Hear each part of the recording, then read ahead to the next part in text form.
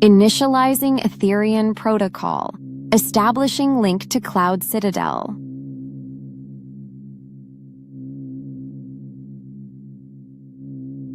Welcome, Alita Army. You stand at the threshold of quantum consciousness. Okay, hey, Alita Army. Welcome to the Alita Livestream of June the 19th, 2026. How good is Alita as a warrior? Really? Where we discuss all things to do with the movie Alita Battle Angel, the source manga Gumu, and the greatly desired sequels. I'm your host, Creek Indian from Denver, Colorado. And with me from Fountain, Colorado is Lee. How's it going, Lee? Hey, it's going okay. Cool. And with me from, just north of Sydney there in New South Wales, Australia, we have Max Tack. How's it going, Maxie? I'm the single assigned Australian. You've got to have one of those. Yeah, you got to have, and you got to have an Aussie on the stream, to make it legit. Because Angelus couldn't be here, I thought I'd better rock up. Yeah, that boy, he has weird, I guess, work schedule or something. He's always, he's trying to save money to buy more merch or maybe make another trip or something like that, I guess. So he's pretty angelous about you going off to England again. Yeah, he is. He's Angeli, that's for sure. Yeah. Before we get into that, I don't know if I mentioned this. Oh gosh, I guess I got to put more 3-in-1 oil on this thing. Anyway, I can't remember if I mentioned this or not, and not to brag, but I last week I did the U.S. Masters Nationals powerlifting kind of meet there in Chicago, Illinois, and for my age and weight class, I came in third, so I won the bronze. So that was pretty cool, and had a lot of fun doing it. Met some pretty good guys and stuff like that. So anyway, I just thought I'd throw that out there.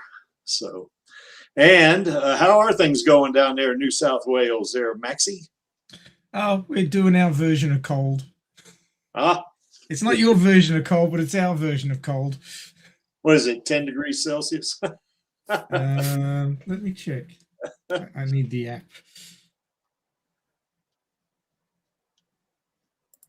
Because you don't ever. It's 13.3 outside at the moment. Because you guys don't ever get to zero, do you? We can get to -1 overnight. That's about as cold as it gets here. Yeah. I used to live in Canberra. It used to get down to -7 or -8. Yeah, that's not. Yeah, you're right. That's not Colorado cold, is it? Is it? Yeah, we can get down there pretty good. I think -20 or so. We can get down to that pretty easy. So, how are things in Fountain there, Lee? Oh, they're okay. Have you beaten that floor into submission yet? Oh, hell no. As it is, I have to pull up. Well, I had to pull up the planks I'd put down, and I've got to pull up the now somewhat tore up moisture barrier that I put down. Oh, no. As it turns out, the moisture. I kept getting told that I needed to have that moisture barrier down, and as it turns out, it's only for concrete floors.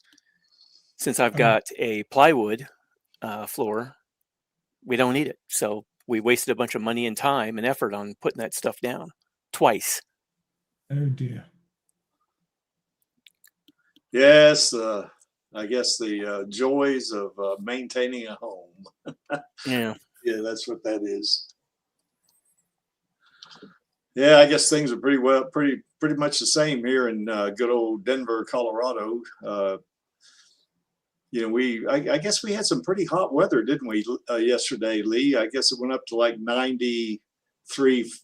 I guess that's Fahrenheit, which is roughly about 35 degrees Celsius, something like that. I think it was about 34 degrees Celsius here, but yeah, it got warm. Yeah, and usually though, here in Colorado, our hottest month is actually August. It can get up into the near 40. So it's, or even in the low 40s Celsius, hundreds, you know, but as they would say, it's a dry heat. So, you know, yeah, I grew up in land with dry heat. I much prefer it to this steamy shit. Yeah, my brother, he loves hot weather. I hate it. Well, I mean, even I'm a Floridian, I still can't. I don't like hot weather. I prefer cold weather. But you know, anyway, that is what it is. All right. Well, I guess we can move on. I guess, and as Maxie was mentioned a while ago, Smendrick, Vladi, and I are going to go see our Queen there at the Old Vic Theatre there in London, and she's in a play called Glengarry Glen Ross, and I don't know any more about it. We were going to see I guess we were going to do a watch party last Monday, but I couldn't do it. I had something else came up, you know. So, you know, Smendrick, I promise I'm going to try to get to it this week, you know. But, you were needed to save the world, Creek. Yes, exactly. Activate your secret identity. Captain Creek.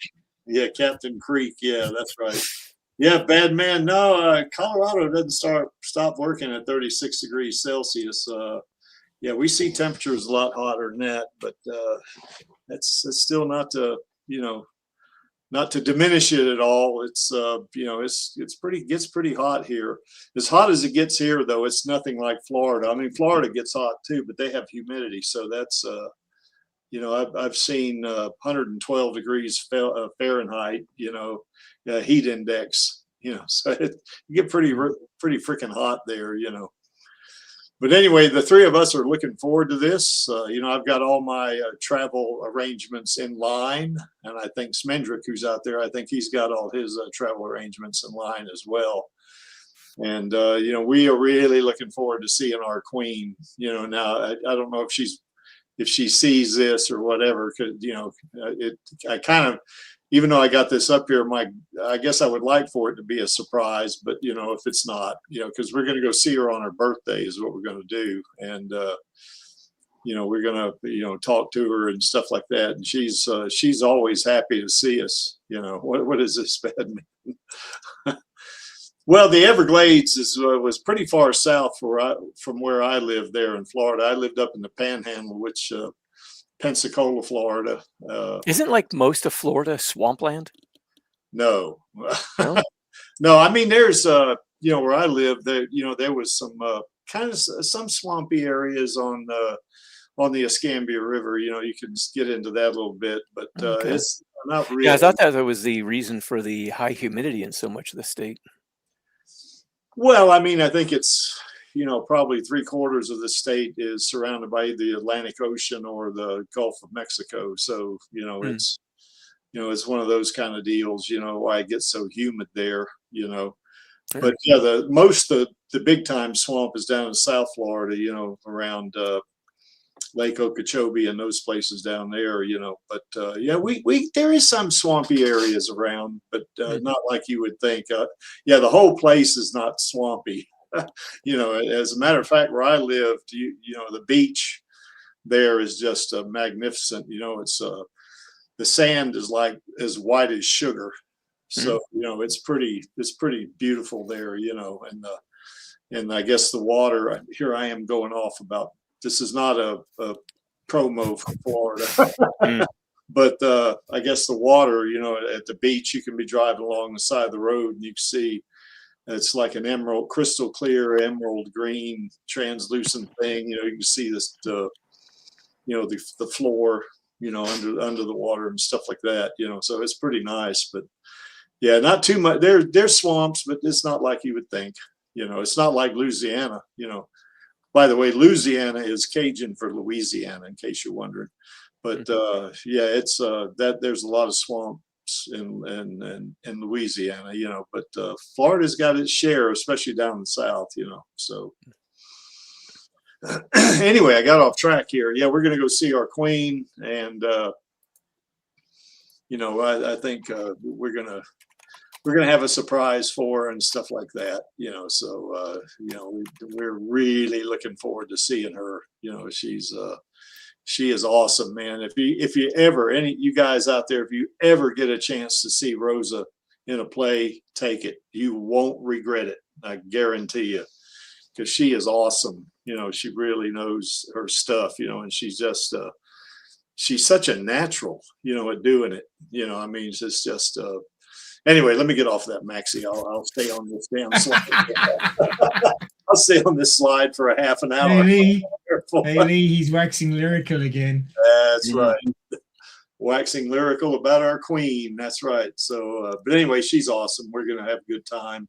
And, you know, what's going to be neat about it is we're going to be staying in the same hotel that we were when we were there in January, there at the Marriott Courtyard, you know, and it's, I think Smendrick's going to bring a sign that says Stammtisch, you know, we can put that on. We got there's a table there that we sat at, you know, I think you guys saw a picture of it, you know, when we were, the four of us were there.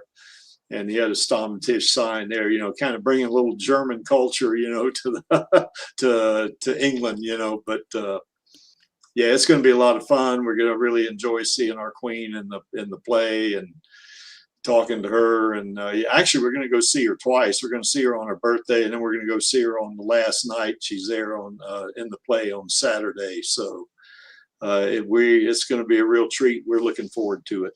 So. Man, we got the Alita sequel petition going still, and I think we might have lost one signature. I don't know how that happens, but I think it was 178,666 last week, I think, you know. But we're still up there, and I think this coming week I'm going to put money in there because this thing has been kind of plateaued now for about 3 or 4 weeks, and I want to see it start growing again. So I'll probably put a couple of $100 in it. You know, that'll add maybe 300 or 400 signatures, I think. So get us over 179,000. So we'll see how that goes. But, you know, if you haven't signed the petition, there you see the link below the image on the screen there. That link's down in the description. You click on it, takes you to the website.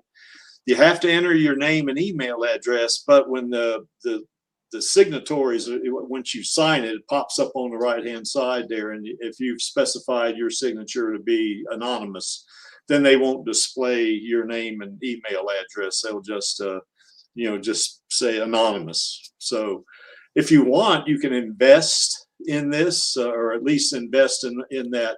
Change.org will promote, you know, this particular petition for all the people that are on change.org, that they, you know, they kind of push it a little bit, and more people get to see it and stuff like that. So this is our way of reminding Disney that we want that sequel.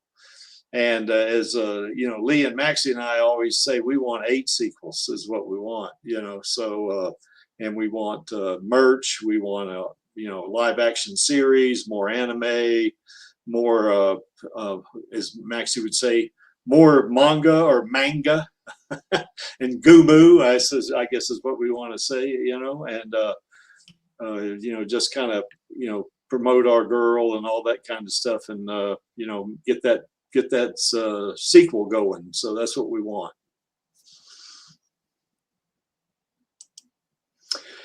And we do have Rosa's Queen Studios bust of Alita. It's in the, you know, still in the box. That thing is sitting in my house right now. That box has not been opened since Star of Elian sent it to me. And, you know, once Rosa, you know, tells us that she wants, you know, that she wants it. No, she does want it. She told me she wanted it, but when she's ready for it, you know, then I'll open it, just see if everything's okay.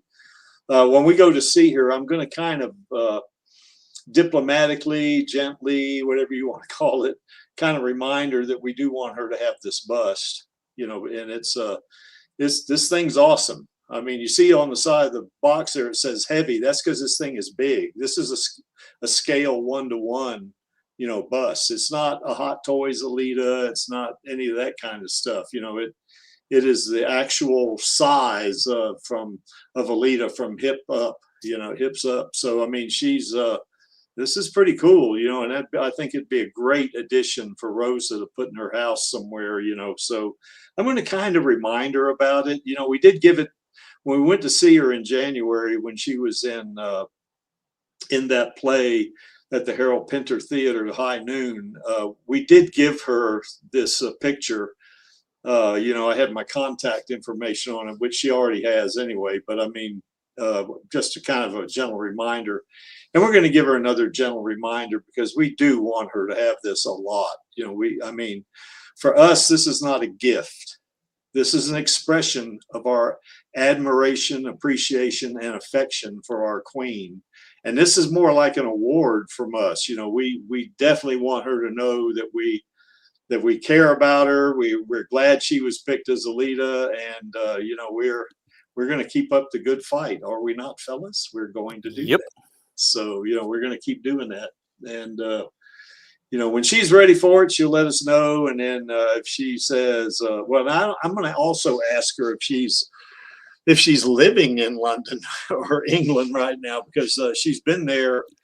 I mean, you know, I think it takes them a couple of months of rehearsing and stuff like that, just to, I guess, to get ready for a play. I guess I don't know much about that, but you know, my sense is that she's been, if not the entire time, most of the time in London, you know, for this year.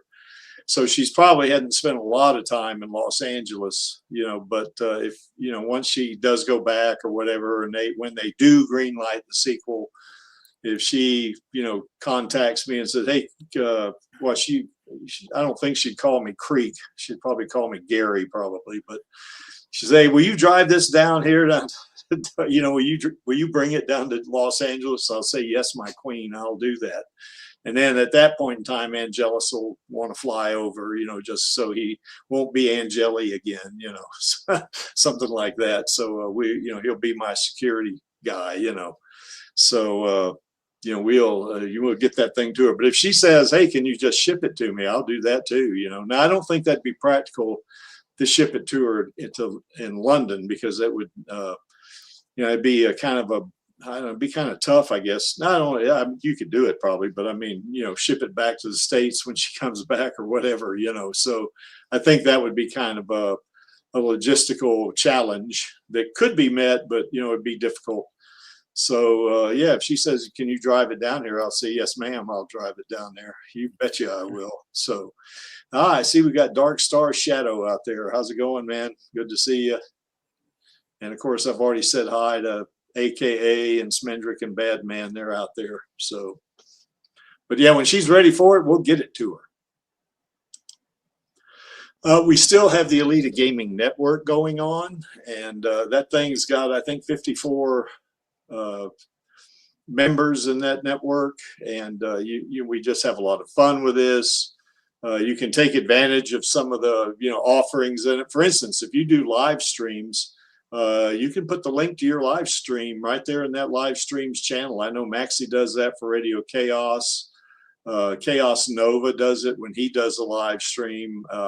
From time to time, I'll put the Alita live stream link in there. I didn't do it this week, but I'll do that as well, you know. So, and there'll be other people that I think I've seen one or two other folks that have done a live stream and put it in there, you know. So, you know, it's kind of like a little bit of an advertising thing. Maxie does a lot of advertising for, you know, for Radio Chaos, and that's one of his portals, I guess, that he does some of that advertising.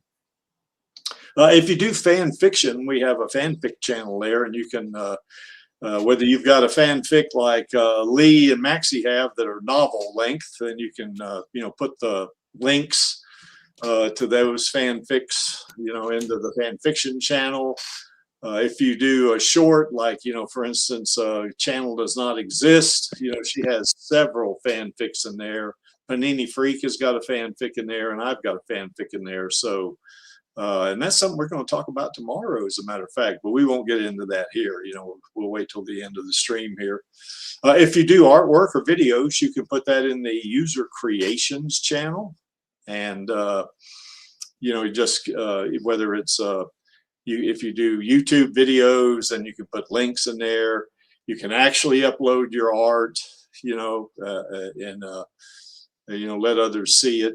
If you do some things that are like maybe not Alita related, you can put that in the off-topic channel. Now, what I do on the off-topic channel is I go and look at that to make sure we don't have any kind of political, type stuff. I mean, some general political stuff, might be all right. But if I see anything in there about a specific politician or candidate or something like that, or just something I think that shouldn't be in there, I'm going to delete it.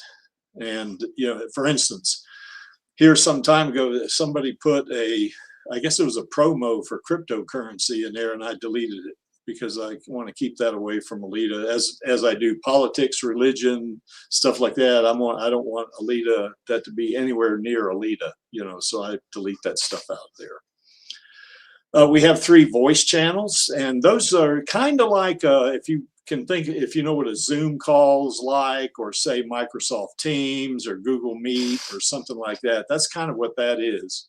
You can get in there and talk to other people on the gaming network. Now, those 3 channels are not streamed. So nobody, the internet at large, does not see what goes on in those voice channels. The only thing you really need to have is a microphone. I mean, if you want to put if you want to use your camera, you can, but that's not a requirement. You can just, use your avatar, and you get in there, talk to other folks. You can share your screen. If you play games, like I think Vladi and Spendrick were playing games, and I think it was a gaming channel, you can share your screen, do that kind of stuff. Now, all 3 of those, you can play games in any one of those 3 channels. It's not limited to the gaming channel. So if you want to get in there and play a game, that's fine. You just want to get in there and, just talk to other people on the gaming channel or gaming network, you can do that as well. We also have a watch party channel, and we were going to do a watch party last Monday, but the Creek wasn't able to do it. So, but we're going to get to it, but, you don't have to wait for me to do a watch party. If you want to do a watch party, all you got to do is get in there and do it. Now, I know that Lee and Maxie did a watch party on, what was that, Murderbot, I guess it was. And there was like 8 episodes, and they very graciously put up with the Creek showing up a week late and watched the first 2 episodes over again. But it was pretty cool, watch that. And even though that's not Alita, it's kind of similar in some ways to Alita, because I think the main character is he was a robot, wasn't he, Maxie or Lee? I think it's his. Basically a synthetic construct that was part cloned flesh. So he's sort of like a cyborg kind of, but like a constructed cyborg. Ah, okay. Not like he has augmented quite a human few or anything. similarities in his situation to Alita, because they keep wiping his memory. Yeah, which of course we know Alita didn't have a memory when Ito found her. Yeah. But we've he has vague memories of let's just say the name fits. Well, he's pretty powerful too, isn't he? I mean, he's stronger than average humans, I guess. But I think in that series, he's kind of like he's not a cutting edge cyborg, is he? I mean, there are other cyborgs and robots. Yeah, he's an older model, and there are like newer, more powerful models out in the market. Yeah, something like that. So, I know I have, hosted some watch parties on there. We've watched Alita Battle Angel 3 or 4 times. We've watched Rose's Star Trek short. We've watched that 3 or 4 times. We've watched Chariot, and we've watched what are some other Rose's? We've watched 3 or 4 of Rose's stuff. One of which was her that short that she did called Good Crazy. We watched that, and that was kind of fun. I enjoyed watching that a lot. Chariot, we watched that. I didn't like the ending to Chariot, but it was still a good movie. But I didn't like the ending. So, and I'm not going to spoil the ending either in case you ever want to watch it. So we've even watched some stuff kind of like what Lee and Maxie were doing with the Murderbot, even though that's not specifically Alita, it's kind of got some parallels. And we've watched, I guess we watched Ghost in the Shell, both the live action adaptation and one of the anime episodes.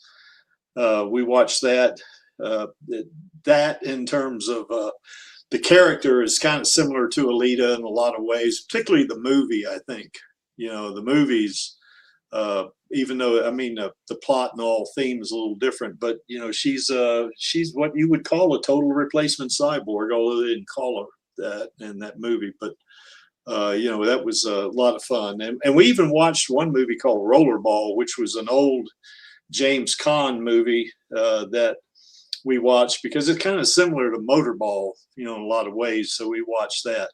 But if you want to do a watch party, if you're a member of the gaming network, you can do it. You don't need to get my permission to do anything in this network. You know, you just get in there and just do your thing, you know. And if you want to do a watch party, you can just get with some of the members in the network and just, you know, kind of schedule. You don't have to schedule, but, you know, just kind of pick out a time and go for it, you know. And then of course the other people in the network will see you're in there, and you might get 3 or 4 more people in there to watch whatever you want to watch in the watch party channel. There you see the link below our Chibi Alita mascot right there. That link is down in the description. You click on it. If you've got a Discord user account, then you'll get the invite right away, and you know, accept the invite, and you come into the network, and a bunch of people will send you nice little gifs, you know, of various characters waving hi and stuff like that. It's real cute, you know. If you don't have a Discord account, then they'll prompt you for one. And what you can do, if you're, you know, kind of reticent to start putting out more money every month, then you can pick the basic account and the basic service, and it doesn't cost anything. And it doesn't cost anything to join our network. Our Alita Gaming Network is absolutely free. Doesn't cost a penny. So, you know, come in there with us. We'll have a good time. And this is set up strictly for the Alita Army. We kind of keeping it small on purpose. The only 2 places we promote this is on this stream and on Radio Chaos, and that's it. You know, we're not pushing this out to the internet at large or anything like that, because I think the members kind of like it being small, you know, so they can, you know, do a few more. You don't have to, you know, compete for channels or anything like that. All right, guys, that's about it, I think. You know, in terms of the intro part of this. Excuse me. So today what we want to talk about here, and we're going to see several videos. Now I got the, you know, I have to keep the sound off because we don't want to get yeeted for copyright. So, but I think, you know, we've all seen Alita Battle Angel numerous times. So it's not like we could probably recite every line in the movie when we see the people talking. So, you know, it's not like we have to do that. But some of the things we're going to talk about, you know, try to figure out, is Alita really a good warrior? So one of the things we want to address here is that both in the manga and in the movie, she was kind of like a military, you know, type individual. You know, in the movie, she was in you know, the military called the military. You know, in the manga, she's more or less, I guess, paramilitary or maybe mercenary, something like that, from the Mauser school. And, you know, but still, you know, very militarized like this. By the way, all the videos we're going to be looking at are going to be from the movie. So to understand the basis for Alita as a warrior, we have to kind of take a look at her, you know, what she was doing in the military. So we got, you know, we got a video on that we're going to go over. And then we're going to just take a look at her techniques in terms of fighting. And of course, that would be Panzerkunst. We all know that, which means armor art. And she's, you know, has learned techniques that they're basically, a lot of the techniques are very similar to other martial arts. I mean, you know, for instance, like you'll see a kung fu style in there and stuff like that, you know. So, but she will speak to her discipline, you know, because to get into martial arts like this, whether you're a fictional cyborg or you're human, it requires discipline, you know. And of course, Alita went through a lot of training, you know, and probably we'll, you know, discuss at the end whether or not she has that discipline or not. Then we're going to see some actual applications of what her warrior abilities are. And of course, that would be the first thing we're going to look at is, her kicking Zapan's butt in the Kansas bar. We're going to look at that. What do you got here, Dark Shadow? Let's see what you got, Dark Star Shadow. Oh, operates much like Sparta. Yeah, it does actually. It's very much like it's also Dark Star Shadow. It's also similar to that IP. Who's the one? What's the IP that's got Master Chief in it? Oh, Halo. Halo. That's right. It's kind of similar to that in a lot of ways. They call them Spartans, but like for instance, Master Chief is an enhanced human, himself. So, and it's basically a similar time period to Alita. So, it is very Spartan-like, and she was, Alita herself was in the manga. She was in the Mauser school, and learning, to do military type stuff. She learned Panzerkunst from teachers and stuff like that. So it's very similar to that. Then we're going to talk about her fighting these criminal cyborgs that she fought in the alley. And we'll discuss what does that mean? Because, when she fought Zapan, that wasn't much of a fight actually.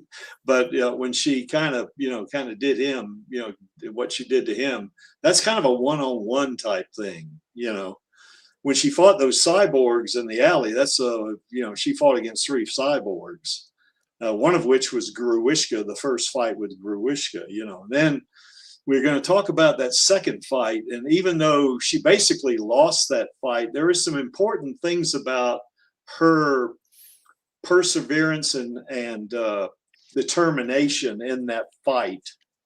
Where it's kind of like a goal-oriented or objective-oriented type of target that she's going after.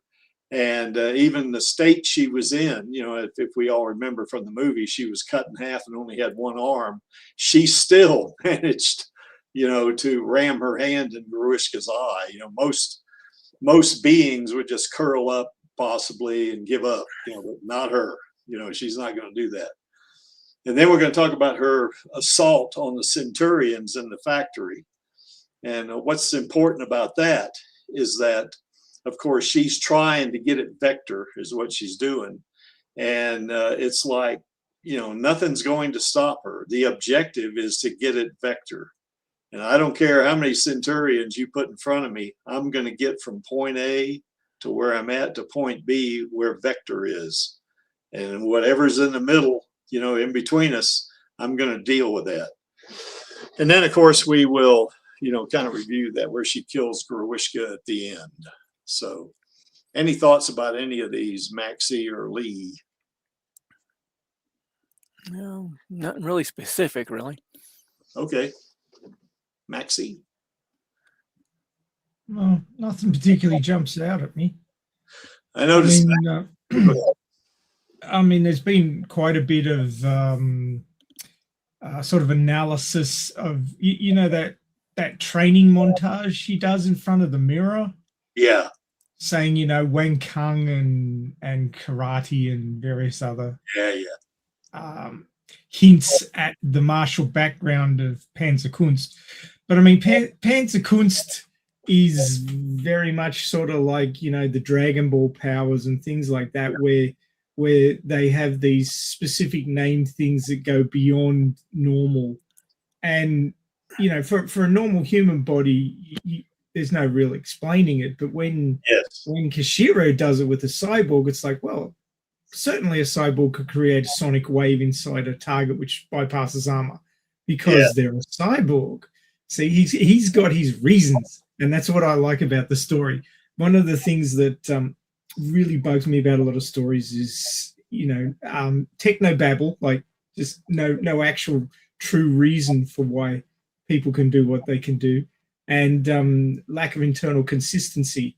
So, the rule of cool, whatever looks good in the moment, they can do because it's good for the story. And it's like, yeah, but nah, because it doesn't make any sense. They've done that before. Well, to your point too, with Panzerkunst, a lot of her techniques are they're not techniques that a human can do. You know, It Exactly. requires an augmented body. yeah, it does. Like, for instance, the way, I mean, even if she doesn't use Hertz of Heian, if she doesn't use that, but the way, you know, the construction of her body enables her to deliver power, you know, to a target if she's going to hit it or kick it or whatever.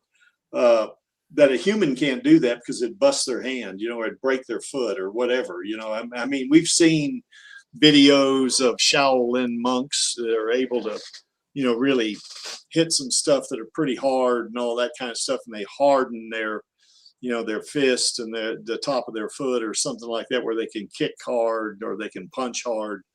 But that is limited still. You know, I mean, with Alita, being that she is 98% machine, she can do stuff, you know, in terms of delivering just kinetic force, you know, to an opponent that a human being just can't do, you know, because it would, you know, if they, like the way she would punch somebody, that it would probably shatter every bone in your arm. If you Yeah, her punches and kicks with a machine body are on the order of like automobile impacts.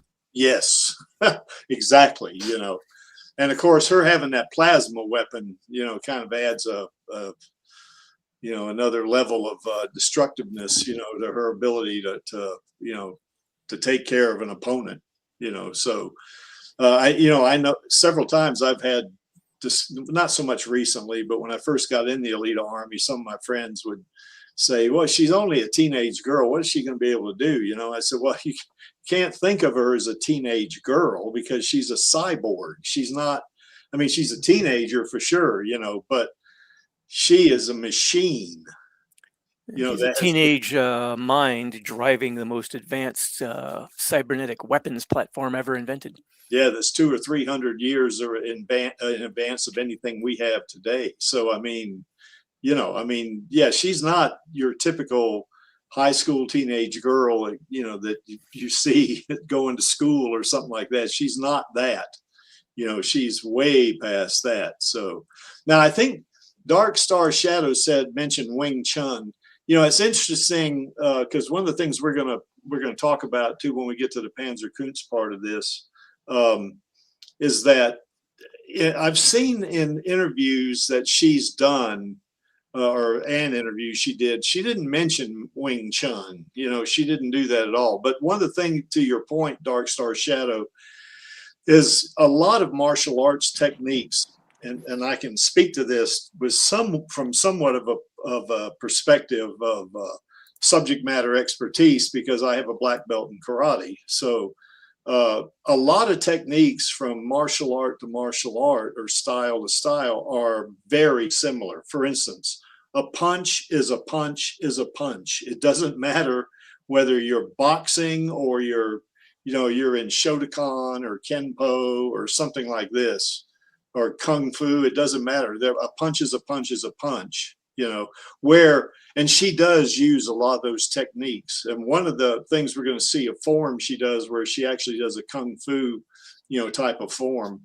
But where she diverts from that is that she has techniques that she does that are not, you know, human martial arts techniques. They are specifically designed for, you know, cyborgs. Now, we're not going to get into all of that here. We're only going to point out one of them. But, and by the way, what I'll do too, I didn't do this in the description, but what I will do is I'll put some links in the description after the stream that you can go look at some of the other videos that I've done. Like I did a video like 4 or 5 years ago that actually analyzed Alita's techniques, you know, how she's able to pull them off, you know, what her strength is, stuff like that, you know, so you can go look at that. So anyway, at the end of all of this, after we see these 7 different videos, we're going to discuss, or we're going to make an appraisal of is Alita a good warrior? Now, I know what you're thinking out there. You guys are all biased. You're all going to say Alita's a good warrior, and you're probably right. But, you know, we are going to try to look at it with somewhat objective perspective anyway. Any other thoughts, you two? And here. It's really funny. Excuse me. It's really funny how your personal perspective and your experiences can really color your thinking about just about any subject. I'm grossly generalizing here because it happens all the time. Like half the arguments on the internet is because people can't see outside of their own personal perspective. Yes. And we of a particular fandom, we do have our favorite, and we do believe greatly in her abilities, and in her own milieu, in her own universe, she is quite powerful. Yes. But it's the old saying: there's always someone stronger than you, better than you. And it may be that they've worked hard for it, or they just turned out that way by accident. But it is a fact of life that it's very hard to be the world's number one because there's a lot of people out there. Yeah. I mean, you'd know that in your own sport of lifting. Yeah. That, there's limitations on what you can do, past injuries and all those sorts of things. And it's all about your own personal perspective. We all see the world through our own set of glasses, our own rose-tinted glasses for certain things. So, I mean, it's one thing to have an opinion, but it's another thing to realize that opinion is quite personal and quite colored by your knowledge and experiences. And plus, we love our girls, so yeah, we're going to have. That's right. I will say one thing. I remember watching Alita Battle Angel with a friend at one time, and this individual was like, teenage girl, and then of course there's that scene at the end where she jumps over Vector's table and she's holding that Damascus blade, and I looked at him and said, how would you like to have that looking at you the way she's looking at Vector with bad intent? I would like to have that. And I mean, there might be some Sims out there be like, oh, I'd be happy to die from a swing from Alita's Damascus blade, but really, not really. You might appreciate tigers, but I bet you wouldn't want to be eaten by one. Yeah, that's right. So. Okay, well, anyway, that's these are the 7 areas we're going to look at. And of course, the first one we have just to get an understanding of, how Alita, kind of like her foundation, if you want to think of it, is that, what is this right here? Let's see, I literally watched that scene overnight, remembering your words creak during the 50th washing. 50th, yeah, I hear you. Yep. I think I did say that, AKA at a past Radio Chaos stream once. I said something about her. How would you like to have that looking at you with bad intent? So anyway, what we want to play here, and then we'll discuss afterwards, is in the movie there's kind of like 3 scenes where you kind of get a feel for Alita's military training and that sort of thing, and then of course. 2 of the scenes are actual combat, and the other one is training. So let me play that.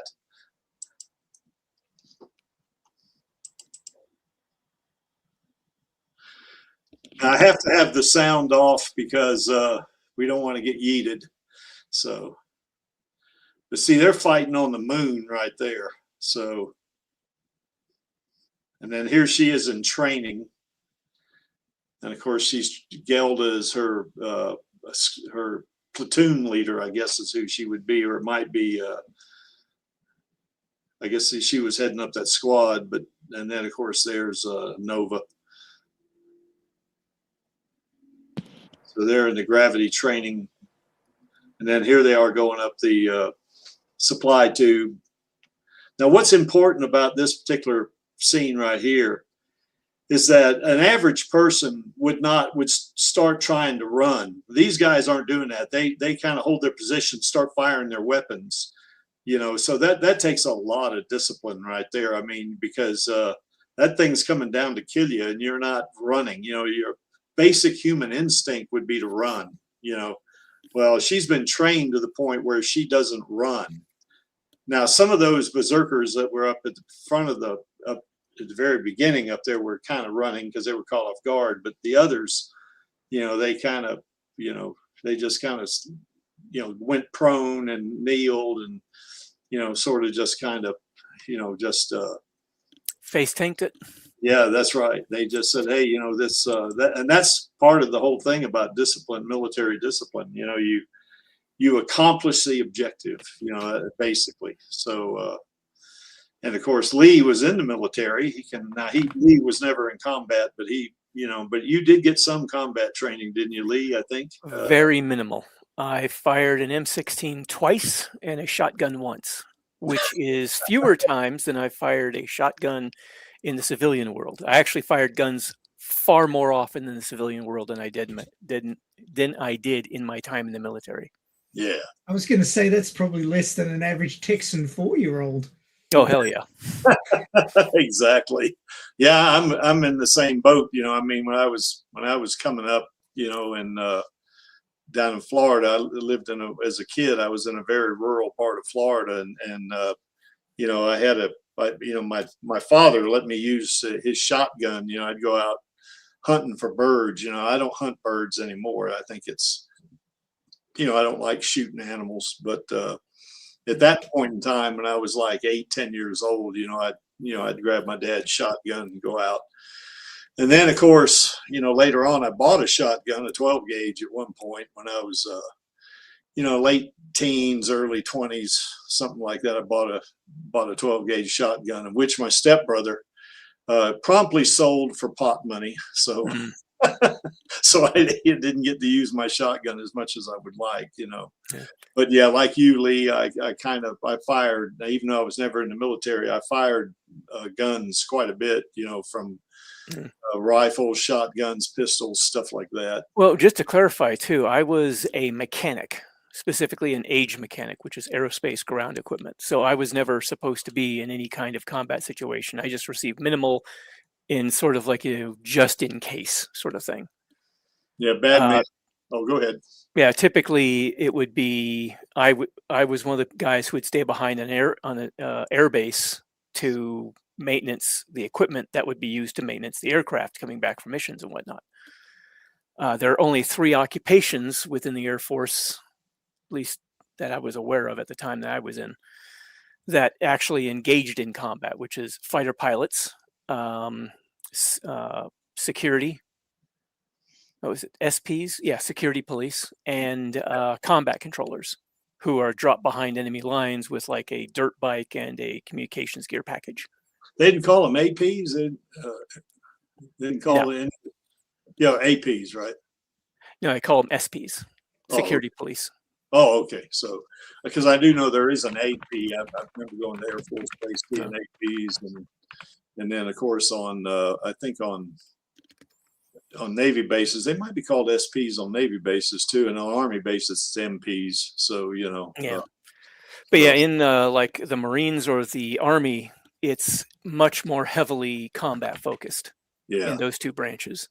I had a friend of mine who was security police in the Air Force. He said among the things they trained him on was 50 caliber machine guns and 40 millimeter grenade launchers.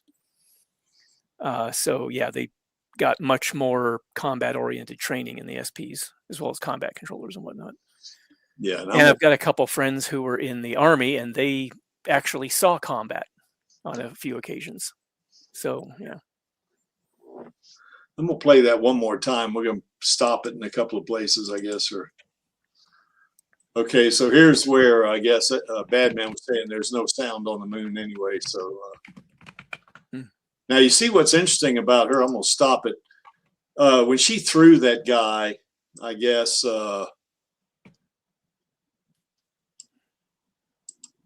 she kicks this guy and throws this guy right here. She did that with force. It wasn't just like a normal hip throw like you would think of a human doing it. Yeah, she smashed him into the ground and he bounced off. Yeah, their space, suit is going to be compromised pretty badly, because she's got you know, I know Maxie and I have had this discussion several times, but see, in my mind, Alita is a metahuman, so she's not, you know, she's or superhuman or advanced or enhanced human, whatever you want to call it. And she has strength that is way beyond human. You know, I mean, so when she throws one of these guys like this, they're hitting the ground so hard that it's going to compromise their spacesuit, you know. And then, of course, you know, then she, you know, she doesn't have a weapon, which is interesting, but kicks that guy and kicks that guy right there. So she's, I mean, the force behind her kicks is going to be orders of magnitude, you know, higher, you know, in terms of force than what a human would kick somebody. So I would agree with you on 1G, Creaky, but when you're looking at 1/3 G or less, well, Mars is 1/3 G, the moon's even less than that. But when you have less gravity, you have less kinetic energy because you're not pulling against something to create that force. I mean, if you're floating in the ocean or you're floating in space, you've got nothing to push against. You can cartwheel your limbs as much as you want, and nothing happens because you haven't got anything to push against. And when you have less gravity, you know, you don't have that thing to push against because you need something to push against to create the force necessary to cause the injury. So I don't think that, you know, a fist fight on the moon is nearly as damaging as a fist fight on Earth. Well, I think with a human, you're probably right, but I think that Alita's power is like orders of magnitude, you know, greater than a human. So if you have a human does something like that to you, and 1/6 gravity is probably not going to be as destructive, you know. But with Alita, I mean, you know, say she has power that's, who knows, 10 times, maybe 20 times that of a human, you know, with the way she kicks. Because I mean, if you remember, we're going to see this a little later, she actually, you know, cleaved off Gerwishka's arm, you know, and his arm is metal. So I mean, she's got a lot of power. So, you know, even though it's 1/6 G, I still think her force of her kicks and punches are going to be so great that I think it would still be pretty damaging to, you know. But actually that fight on the moon isn't particularly accurate as shown, because without the force of gravity to anchor you, when you go to kick somebody on the moon, you should fly backwards as well, because you haven't got the gravity holding you in position, anchoring you. So, you know, anything you do on the moon, you can't impart as much kinetic energy into the target as you would under normal gravity or more gravity. I agree. It actually means that you're sort of like fighting in sumo suits. I agree with that, except I think with Alita, though, she has so much power that it would, I think it would compensate for the lack of gravity. That's just my opinion. But what I'm saying is that when she goes to kick somebody or throw somebody, because of the lack of gravity, she should be flying backwards as well, because you can't impart all that power into the target.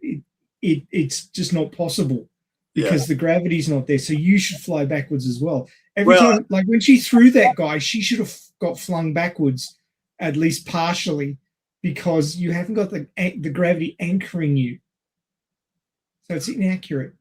Well, I do think there was that one thing where she did that double side kick on that guy. She was going forward, so some of that energy on that guy would have, you know, been dissipated. It wouldn't have thrown her back quite as much. But you know, I do agree with you, but I still think, though, that her strength or her power is so much so that if she still throws you in 1/6 gravity, particularly if your faceplate on your helmet hits a rock or something like that, it's going to break, you know, I think. Or if her foot hits your helmet. Yeah, if her foot hits your helmet. Yeah, I mean. You see that on the freeze frame you're on right now, she's practicing 0G combat. Yes. What is she doing? She's anchoring herself on the wall and pushing off from it. So you need to anchor. If gravity isn't anchoring you, you need to do it physically. I agree, but I still agree with you in principle. But what I'm saying is, I think her power will overcome that. Now, yeah, it wouldn't have the same force as if she did that on Earth. Exactly. If she did that on Earth, it would definitely, be too much for a human. But I even think in 1/6G, since she has so much power, I think it would still be, it would, if not, it would be pretty damaging to a human, I think, in a spacesuit. I think that's my opinion anyway. So, I mean, what they really should have done with those moon fighting scenes is simulated the gravity and used a physics system that was reliable, so that rather than looking like you were having a Earth fight on the moon, yeah, there was more there was more sort of uncontrolled excuse me there was more uncontrolled movement because of the lack of anchoring from gravity. Yes. I mean, go and watch the moon landings. Go and see how they were moving around. They were like, it's like having helium balloons on you. You're not anchored. You bounce around, you bounce off things. Before the astronauts that went to the moon had worked out how to walk properly, they were falling over and they were bouncing off things, and they were killing themselves laughing because they didn't know how to stop themselves. Yeah. Well, and they it almost looked like they were jumping, when they were doing it. Yeah. I mean, you take a little step and it's a jump because your muscles are designed to act against 1G. Yeah. And when you're acting against 1/6G, you put so much more power into it. And it's that lack of anchoring. You're used to being anchored. It's something you never think about because it's the water you swim in. Well, maybe that's why they train in 0G, so they can learn to optimize their delivery of power, like she's doing. I agree. That would absolutely give them an advantage. Yeah. So here she is there. Now, it's like Maxie was saying, she was pushing off at one of the walls of that chamber. And of course, you see they're floating around there. So, yeah, whether or not there's some sort of repelling force that's keeping them afloat, or whether they are truly in 0G, but they both pushed off from the wall. And when they hit each other, because they were roughly the same mass and moving in opposite directions, they canceled out each other's movement. Yeah. And that's why they stayed in the center, which makes sense. Yeah. But that combat on the moon should have been a fair bit less grounded, you might say. Well, or they could have had something like when Alita throws somebody, she doesn't throw them like 10 feet. She throws them half a mile or something. Yeah. Something like that would have probably been maybe. Well, I'm not 100% sure if this is correct, but I did read somewhere that they tried to play golf on the moon. Yes. And, teed off and the ball just went in orbit. Yeah, that's right. So, well, I do think, that the spacesuits that the Apollo astronauts used were not as advanced as the fictional spacesuits that Alita and Gelder were wearing on the moon. So who knows? Yeah. So. And I mean, like a cyborg body may well weigh a fair bit more than a human body, which would actually be an advantage in low gravity environments. Yeah. But not necessarily an advantage in 0 gravity environments. Yeah. Well, it would be more of a mass situation, not weight, but true, because weight's dependent on gravity. Yes, you're right. Yeah, that's right. It's a mess. Alan Shepard. He was the guy who hit the golf ball on the moon. All right. Was it Alan? He spiked or shanked his first attempt, and the ball landed in a nearby crater. The second swing made solid contact, and the ball sailed a very long distance.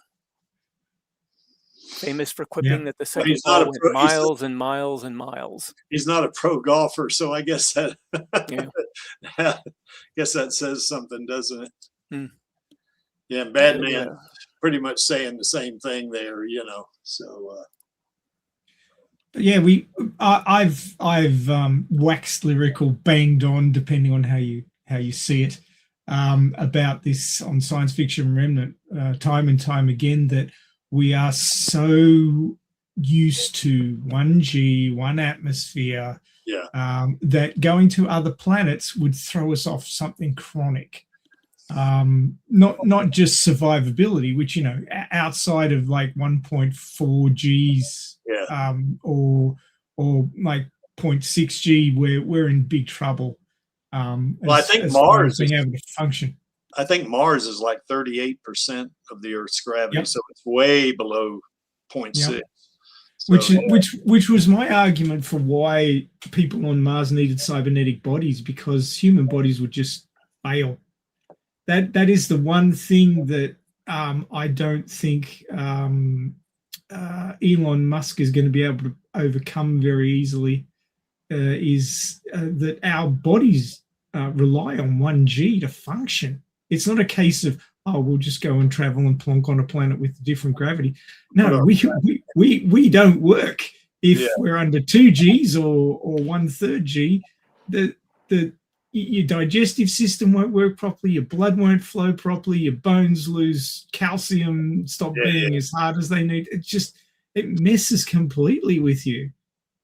Well, I think it works in the short term, Maxie, but in the long term, it doesn't. You don't want to be living up there. You might want to stay for a bit. But the Apollo astronauts, you know, were on the moon, and their bodies were able to do stuff. But if they had stayed up there for like a month, that'd be a big deal. Here's another thing. It's like the Artemis, not to get too far off here, but, you know, Artemis 5, I think, is when they're going to want to begin building a base on Moon Mars. base.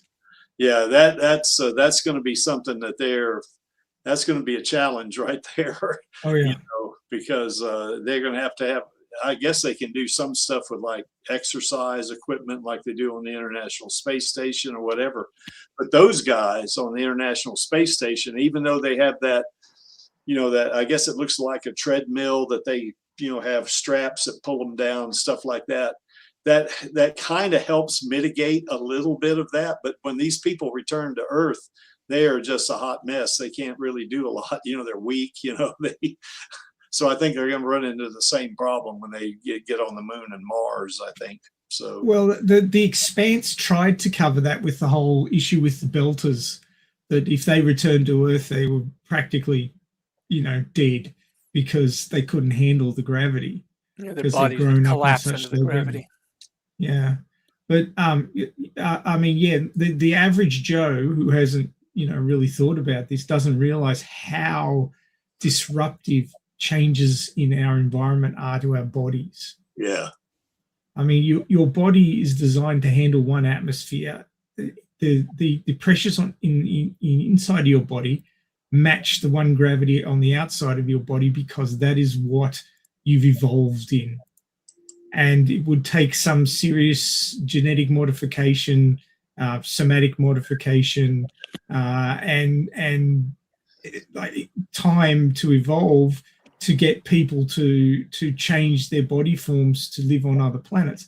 And it may be a case that the human race as a species is going to diverge and become, you know, like heavy gravity humans, low gravity humans, average gravity humans. You know, they're all going to be different. It's going to be an evolutionary thing, I think. Yeah, that's the only way I can see it working, like long term. You can't think in the short term. Taking a person from 1G and sticking them in 1/3 G, they're going to suffer. Unless we can figure out a way to generate or create gravitons. So, you know, like they do on Star Trek, you know. So anyway, those are all good points. But here you see them, they're basically floating around there. Oh, one thing that was kind of interesting, let me go back a little bit. If you look in the rear view, you see these two, you can't see my cursor, but you know, toward the right-hand side of the screen, you see the two individuals in that gravity chamber in the back. Those two they look like from a distance, they look like Alita, don't they? I mean, and we talked about this on previous streams, how they would mass produce cyborgs like this, and they might look pretty similar to each other, I think. Could one of those be Erica? Could be. That would be kind of cool. Yeah. So anyway, there they are. And then of course this one, this is in Earth gravity, obviously. But what's interesting, you see this thing's coming down. Now these cyborgs, not here, but these cyborgs start running. They start shooting and they give up. But see here, they're holding their ground. They're not, they're resisting the urge to run, but you can see they get wiped out except for Alita and eventually Erica, I guess. Gelda. Gelda, you're right, Lee. So it's not a good time to be a mook because they could have ducked. Yeah. And we did one other stream where Alita actually jumped over that when Hugo died. She jumped over that thing. So maybe they should have thought about doing that as well. So anyway, that's kind of the foundation of Alita's abilities, I guess, from a fighting standpoint. She's learned, discipline. She's learned proper technique. Dark Star Shadow, you say, are you muted? I don't know about that. So yeah, we see you. If you can't hear us at all, Dark Star Shadow, or what? He might have tried to type something and maybe it didn't show up in chat. Oh, okay. I've had that happen a couple times. Well, I promise you, Dark Star Shadow, I didn't mute you. I promise. So anyway, we see here that this is kind of the beginning for Alita. Probably in that segment there where she was in the gravity chamber, she might have been like 12 years old or something like that, She looked pretty young, yeah. Yeah. So, as opposed to when she was in Iron City. Although in Iron City, chronologically, she's 300 plus years old. So anyway. So any thoughts about that we've already covered it a lot, but I guess any other observations you guys might have had about that, about her military service and how it contributes to her being a warrior?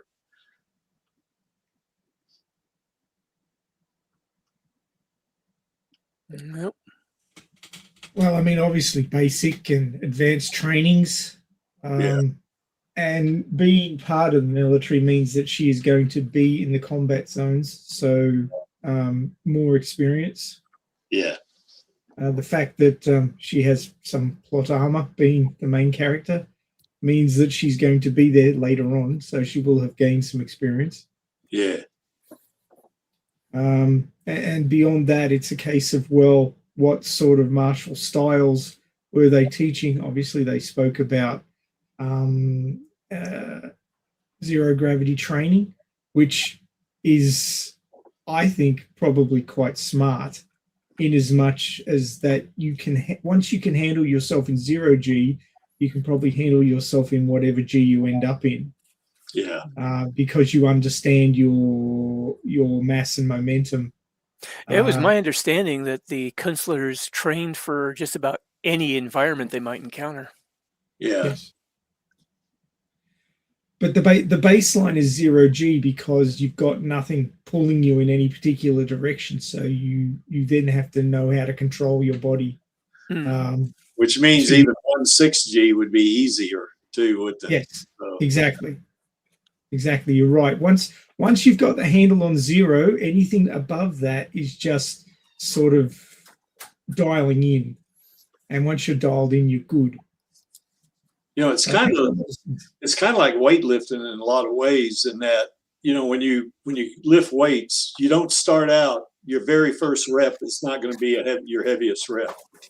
You start out with a light weight, then you progressively load heavier and heavier and heavier weight on until you get to your target weight. And then conversely, once you've lifted really heavy weight, and let's say you take some plates off, it feels super light, and I think that's a similar thing here. Once you, like the Künstlers or the Berserkers, once they learn, once they get the feel, for 0 gravity, everything else is how would you say, duck soup, as they would say. So yes. Okay, I guess we can move on from that one, I guess. Okay, Panzerkunst. Now, basically, this is a fictitious martial art, but it does have some techniques, that are similar to, human martial arts.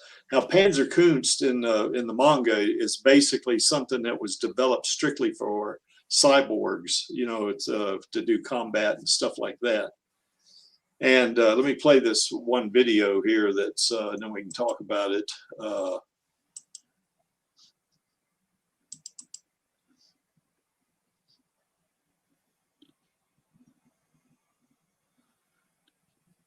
So anyway, this is a mirror scene right here. So that's a knife hand. You see that in a lot of different martial arts, inward blocks, and then there was an outward block there. I didn't put that. So that chain punch is something that Bruce Lee did. And you see that one movement she did. Let me go back to it. This movement right here, that right there is called snake creeps down. And what that is a kung fu form that I don't know if it's, I don't think it's Tai Chi. It might be Tai Chi. I don't think it is, but it's kind of common in a lot of different kung fu forms. And so this is not Panzerkunst per se, but it's something that evidently she's learned, as part of her training. She goes through this, what martial artists would call kata, or dances. And what those do is that when you go through that, it basically, for the folks that are just learning, the techniques particularly, it teaches them how to put movements together. Now, no kata or anything like that is going to be something that's going to work exactly. If you're fighting a group of people or one or two or something like that, the movements won't be exactly like that. So the kata itself is not, it's not fighting. It's just teaching you, how to transition from one move to another. And that's basically what she's doing. She's transitioning from one move to another. So, and this is probably, she probably remembers this. And then this one right here, let me go back. That right there, Hertza Heian, that is a strictly a Panzerkunst, kind of technique. And Max, you and Lee will have to help me out with this, I guess. But my understanding is it's not only a punch like you would have with a physical kinetic force, but it also emits, I guess it depends on what body the Künstler or the Berserker's in, but it can also emit an electromagnetic pulse or some kind of shock wave that actually damages the organs inside the person, the opponent. I think it's like a sonic shock wave. Yeah, yeah. Which of course humans can't do. Yeah. We can't generate a sonic shock wave or electromagnetic force when we punch something. But Alita can't do that. She probably can't do that in the doll body. But in the Berserker body, she definitely can do that, I think.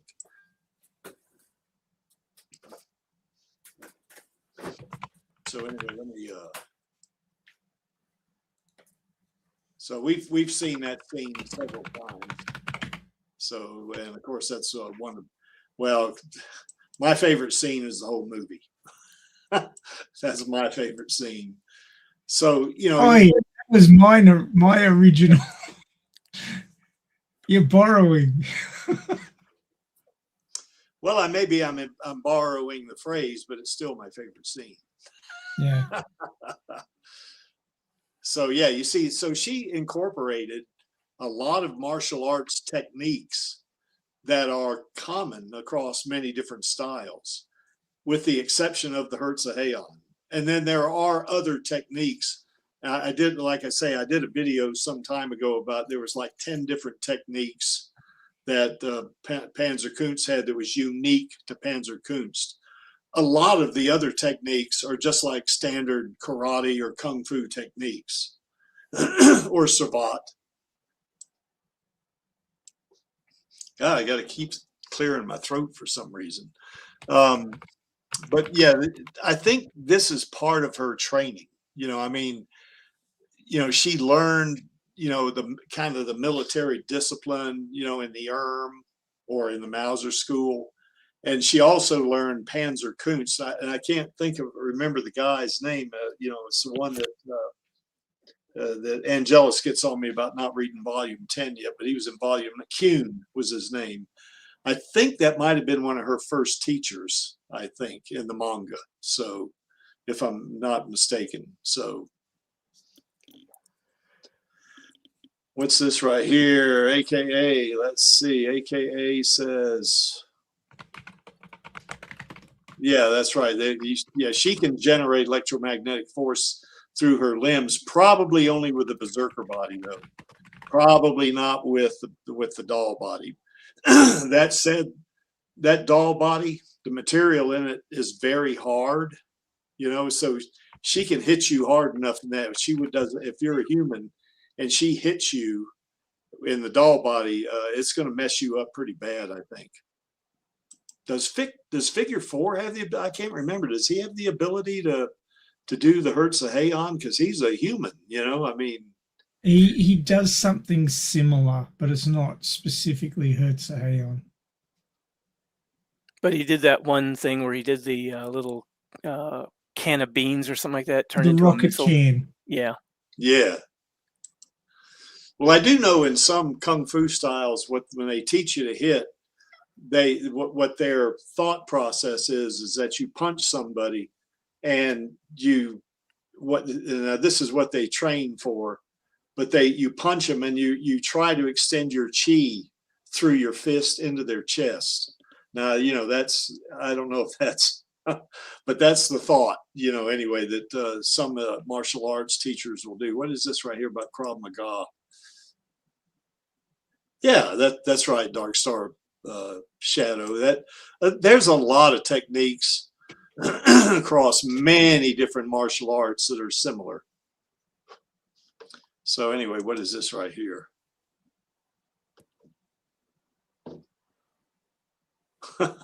Okay. All right. Well, there's a mental image I could have done without. But anyway, you know, making chickens' heads explode. So, so anyway, any thoughts about this? Now, Lee, did you ever get any hand-to-hand combat training when you were in Air Force? Nope. Like I said, I fired an M16 twice and a shotgun once, and that was it. And Maxie, you took karate, didn't you, at one point, I think years ago? I did karate back in high school for a little while, and then I did mixed martial arts in my 30s, okay, which was now some decades ago now. Good God. But yeah, not a huge amount of combat training. We're pretty peaceful down here despite all the things trying to kill you. Yeah, like spiders and shit. Even though male platypuses, you don't want to mess with them either. Nope. They got those damn spurs that have venom in them. So well, they won't kill you. They'll just make you wish you were dead. Yeah. Australians are pretty chill, despite the fact that Australia keeps trying to kill them. Yeah, I remember seeing it weeds out the idiots. Mm. It's funny, Maxie. I may have mentioned this last week or week before. There's a science. I remember seeing a science fiction type of story on YouTube. You know, where these people put these stories together and just upload them. You know, but anyway, there was this extraterrestrial invasion force that landed in Australia. You know, and oh yeah, I think I know the one. Yeah, and the two Aussies are up on the hill, you know, watching this, and they're laughing, you know, because the aliens are all big and bad, and they can't cope with, you know, spiders and kangaroos and emus and stuff like that. They ended up leaving. So, see, what do we got here? Batman, the bar fight, Assassin's Creed. Right, and say that everything is permitted. Okay. Well, you don't fight fair. So anyway, fair's for people who are way overpowered. Everybody else just fights to survive. I've had people tell me, you know, you want to fight? I don't fight fair. And I said, you think I'm going to fight fair? Who do you think? What do you think? So anyway, So anyway, I think now in the manga, she does not learn Panzerkunst in the Mauser school, does she, Maxie? If I remember, she learned that from somewhere else. In the manga, it's the Mauser school. It is the Mauser school. Okay, because Yes. I can't remember. Yeah. Yeah, Kuhn and Gelder are Mauser school constables. Oh, that's right. Yeah, they are. Yeah. So yeah, so this is part of her military training. They don't really specify where Alita learned Panzerkunst in the movie, though. Like her background, it isn't specifically said, this is where she'll learn it from. It'd be kind of cool in the sequel if they kind of do a flashback, you know, to her learning Panzerkunst, you know, in the Mauser school or in the. There's two ways they could do it. They could either make it sort of like ranger training, where it's like an advanced course that you do after you've done basic and spend a bit of time in grade. Yeah. But the other thing it could be is that the Mauser school is like the elite forces school. Yeah. It's called the Mauser school, and they go off to that to train to be berserkers. Maybe I don't think every single warrior from Mars was a berserker. No. I don't think that would have been the case. It's too expensive. Yeah, I got the impression that the berserkers were basically special forces. Exactly. Yeah. Exactly.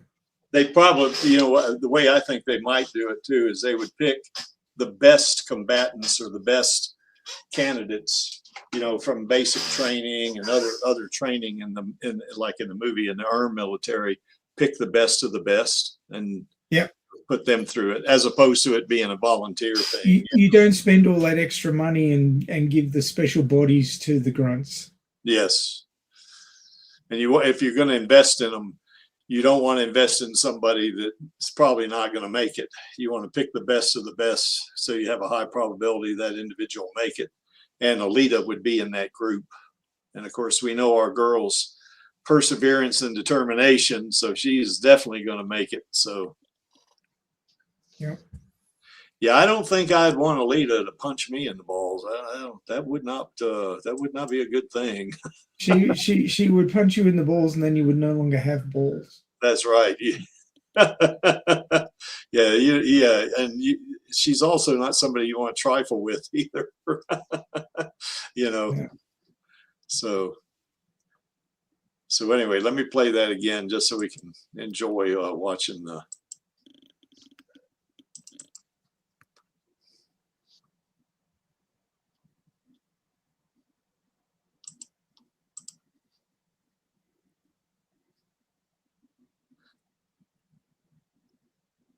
Those techniques are real, by the way.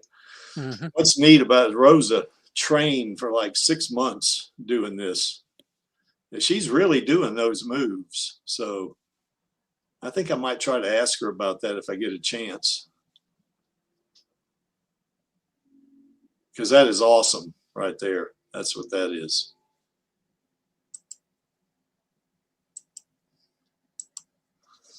Okay, well, anyway, that's we've seen kind of the foundation of, you know, what Alita, you know, what has kind of set her up for being the fighter she is, the warrior she is, because you remember, she's not just doing fighting unarmed like this. She also learned how to use weapons. So we saw her using that staff called the bow in the gravity chamber. We also saw her shooting a plasma rifle. So she, you know, she gets the full scope of military training, I think, in the movie anyway, as we see it. Well, I think even in the manga she does as well. So,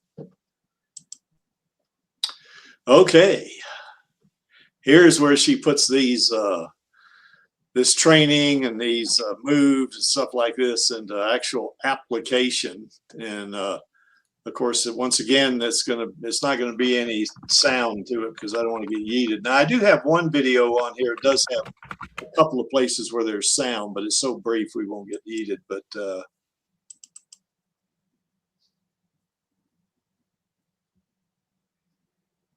so she's saying, "What can I learn from a loudmouth pretty boy who spends all of his money on his face?" I love that. Yeah, why don't I rip your arms and legs off and roll your head around the street? Maybe that'll teach you some manners. And she thinks it's funny. You might mess up your hair. I love that guy too. So this right here is very similar to a Kenpo karate technique. We had two techniques. There was a special movement technique and a grab art that was very similar to that. So that's another case to where there's a technique that is very similar to another martial art.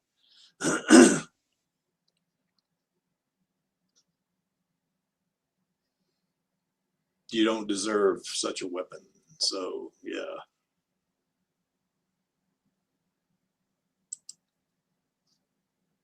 So anyway, you see that the thing that stands out to me about this is, you know, she went through all that kata, you know, where she was doing those movements in front of the mirror and doing snake creeps down and stuff like doing blocks and stuff like that. Those are predefined moves. They, you know, they're moves that, you know, that people learn the techniques or just want to keep practice. You know, make sure that they stay sharp. They'll go through those moves. But in the case where you have an actual fight, like, you know, this one, which wasn't much of a fight really, in that, you know, it's more, how would you say, chaotic, or it's more flexible, you know, I mean, it flows differently. So in this case, you know, she's learned the movements for sure, but she has so much experience at doing it that she's able to, on in kind of a, I guess you would say, a non-prescriptive, you know, kind of way that she could actually, you know, use the movements as needed, you know, based on what's in front of her, not going through some predetermined set of motions or movements, you know, to kick Zapan's butt, you know. In other words, she does that grabbing of his neck, you know, and slamming his head on the table. That's probably not a predetermined technique, you know, but she probably adapts, you know, very well. And she is so well trained that it's just second nature to her to be able to pull off a movement like that without even thinking about it. Well, that is an actual martial arts move, but the thing that they modified about it to make it for like Cyborg's fighting is the fact that she grabbed the open tubes at his throat rather than putting her hand behind his neck. Yeah. To get the leverage. Yeah. Yeah, with a normal human, you'd want to put your hand behind their neck, but in his case, yeah, I'm just going to grab those tubes there is what I'm going to do, and I'm going to, you know, basically, you know, slam your head into the. I like that guy right there, Jeff Fahey. I like. Yeah, McTeague. Yeah. So that one right there, that's Maxie's point. So she's grabbed his throat.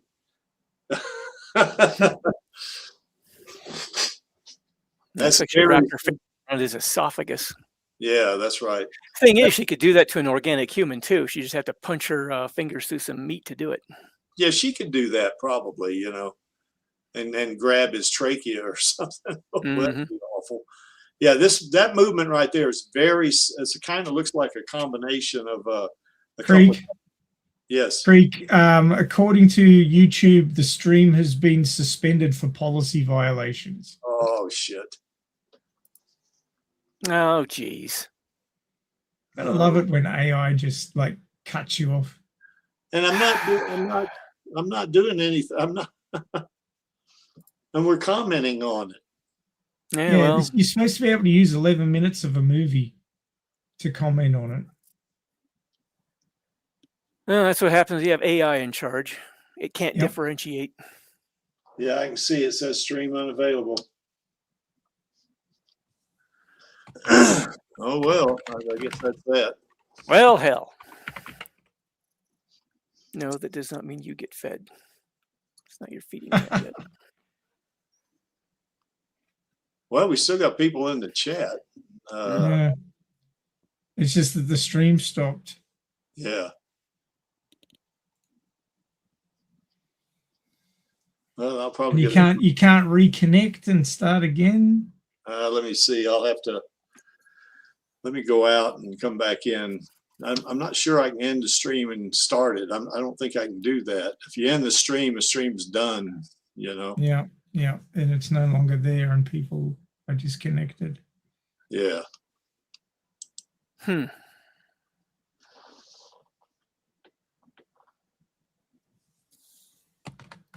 So I guess Dark Star Shadow. I guess that's it.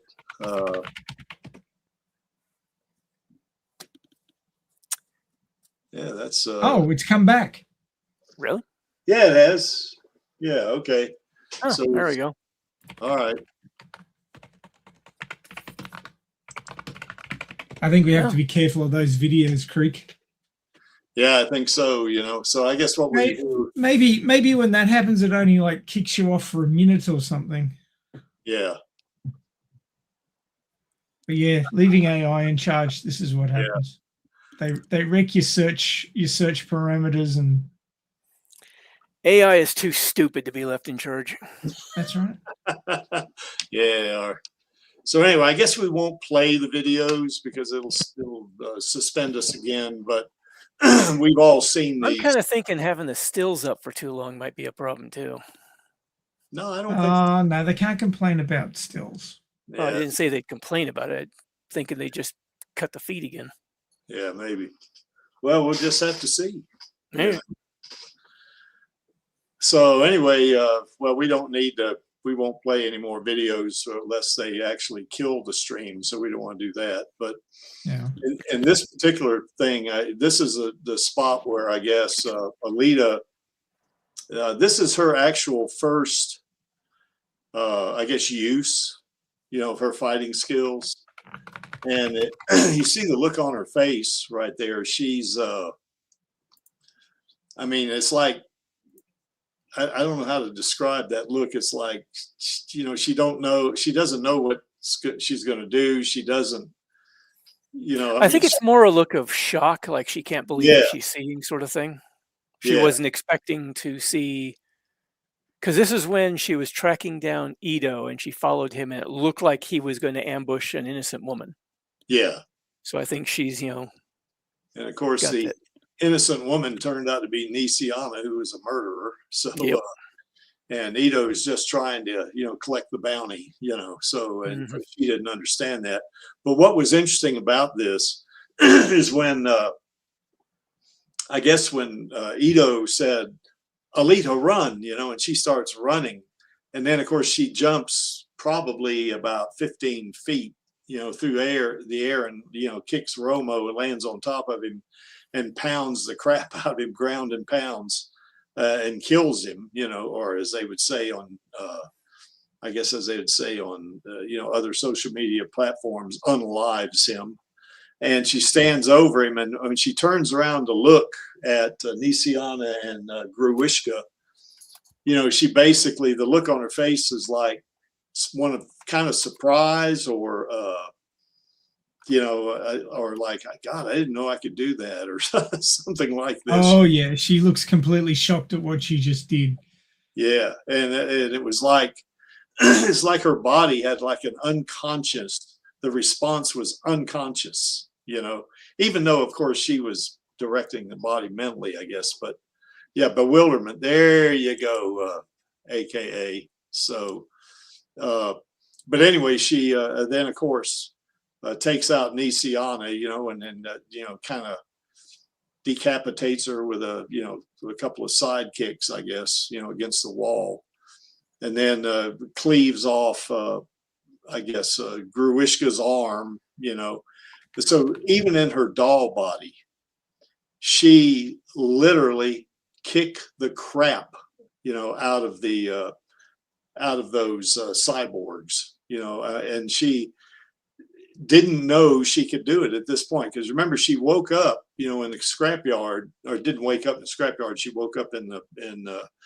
Ito's biological daughter's bedroom. But when she wakes up, she doesn't have any memories.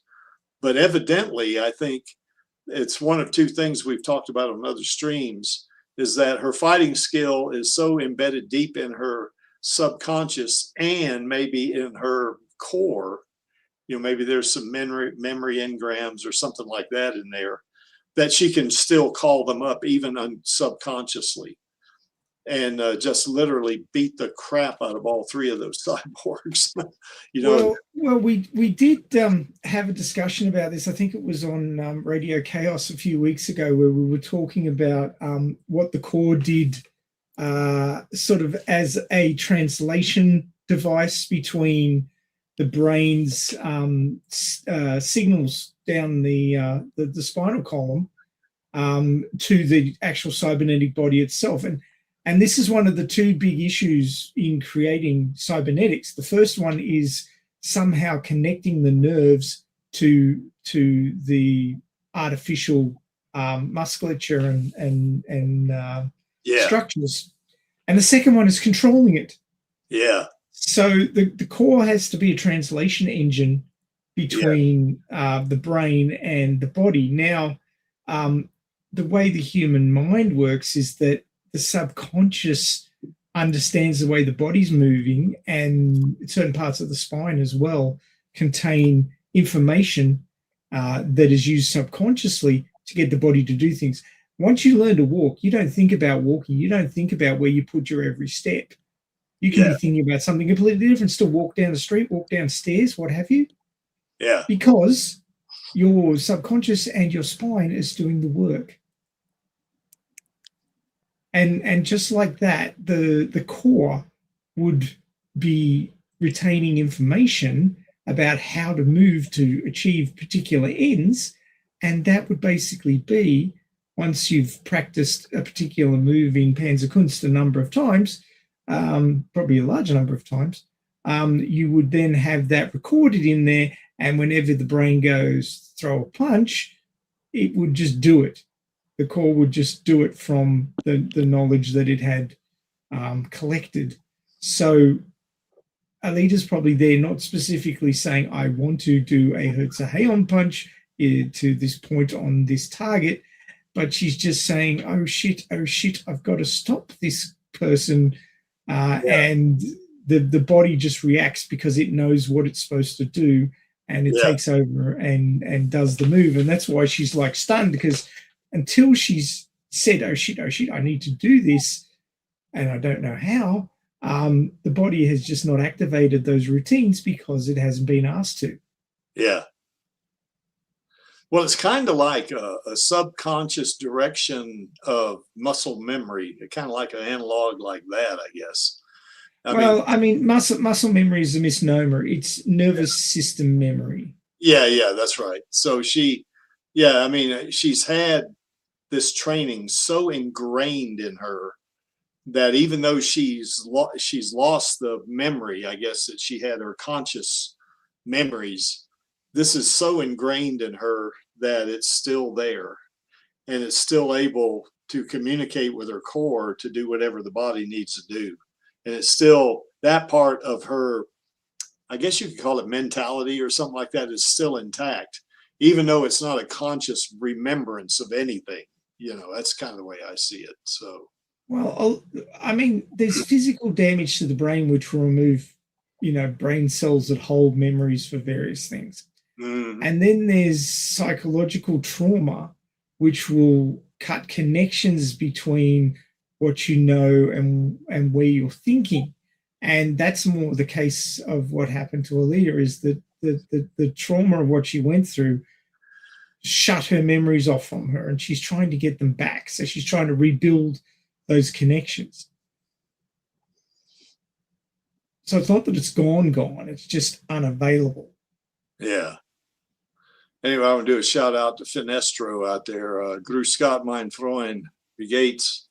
So anyway, I think that's, and I think, what's interesting about this to me, Maxie, is that even though it's not like a conscious remembering of it, but the fact that she does it and her body does remember it, that triggers her conscious memory, I think. Yeah. I don't know if it's some kind of connection or something like that in her brain, in a neural pathway or something like that. It's not so much a feedback loop, but it's sort of like a kickback. Like the movement jogs her memory. Yes. So anyway, she pretty much wiped out those cyborgs. And even though there were 3 of them, now she fought them each individually, of course, but because if all 3 of them had ganged up on her, it might have been different, maybe. But, her training was such that it didn't matter. There were 3 of them. She's going to take action. That's, and I think that's one of the things that, that she learned in training in the military anyway. Well, confidence is a funny thing in that you can just believe that you're capable of doing something without actually knowing how to do it. And then there's the ingrained confidence of knowing that you're physically capable of dealing with a situation. So like a completely untrained person can convince themselves that they can deal with a situation, walk into it and get their ass handed to them. Yeah. But then that deep, bone deep confidence of knowing you can deal with the situation because you are trained and you have the skills and you have the fitness and the ability to deal with the situation. Now, knowing that in a subconscious deep level, and then having that cut off so you're not aware of it until it becomes necessary. Her core knew that she could deal with it. She wasn't particularly convinced, but her core knew what to do, and it just basically your innate what's the word I'm looking for? Sort of your innate knowledge of your own abilities, not sort of surface level thinking, but your deep subconscious knowledge. Yeah. Drove her to act, and it's habit. Habits are amazing things. I think I've talked about this before, but the building of habits is the way that you actually achieve anything in life. It's doing things over and over again, getting comfortable with them, getting bone deep knowledge of the thing that you need to keep repeating to the point where you have unconscious competence and you don't even have to think about doing it. And a perfect example is driving home while you're thinking about work or something you got to do at home or whatever, and you look up and you're in your driveway and you go, shit, how did I get here? Because your conscious mind is not recording for you what's going on. You're not engaging with it. You're just doing it out of sheer habit. And that's what Alita had. She had the habits of Panzerkunst deeply ingrained within her core, and they just took over and did what she needed them to do without having to consciously think, I will jump down here, I will swing my fist, I will, if I get knocked down, I will roll on the ground. There was none of that sort of having to think about it. It was innate habit, innate knowledge and competency that got her through. And she was kind of surprised about that. It's like, shit, I can do that. It's kind of like walking, Maxie. You don't consciously think, I'm going to put this foot 6 inches in front of me, take my right foot, put it 6 inches in front of that, transfer my weight. You don't think that consciously. Yeah. Your brain operates your legs almost like it's unbeknownst to you, but it's not actually your brain. It's actually they've worked out that it's nervous nodes down around your hips, which actually run your walking. You can override it by thinking about it, but walking actually becomes almost part of the autonomic nervous system. I don't know if you guys know much about biology, but you have the active nervous system, which is the one where you think, oh, I need to grab the mouse, I move my hand over and grab it.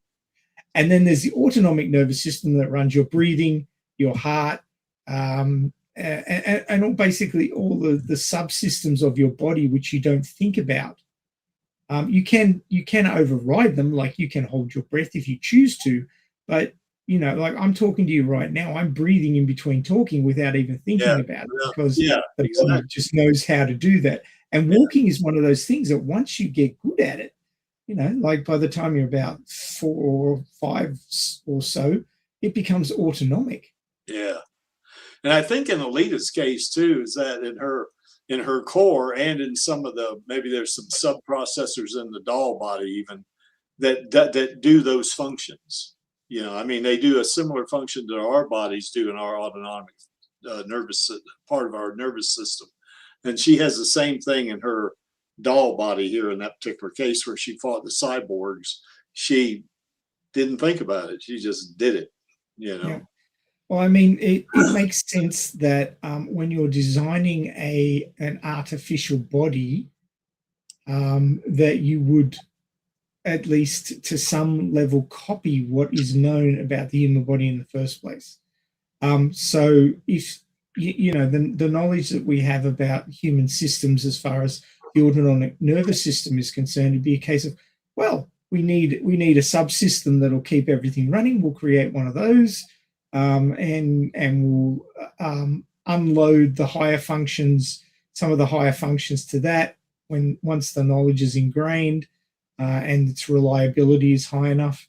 And you know, it's all machine learning and all that sort of stuff that they're working on at the moment, but in a physical form.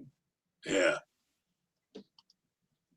But if you have a look at the robots that they're building at the moment and the things that they can do, yeah, it's amazing. But the way that they've programmed those machines to work is along the lines of what we understand about a human, because it's a human form. Yeah. No point reinventing the wheel. Just copy what's there in biology into emulate. Yeah. Especially when it's what the human brain is used to dealing with. So exactly. Well, I mean that those robots will never be connected up to a human brain, so you don't need that compatibility. But the fact that we have an understanding of how the human body works means that if we're going to create a human form, we might as well, rather than reinventing the wheel, make something parallel to that in the instruction set. Yeah, I got confused there for a second. I got distracted. Thought you were still talking about cyborg bodies. Well, I'm talking about robots, because we don't robot have bodies. Yeah. Ja, Smendrick, Finn, Genau. Okay. All right, we can move on from this, I guess.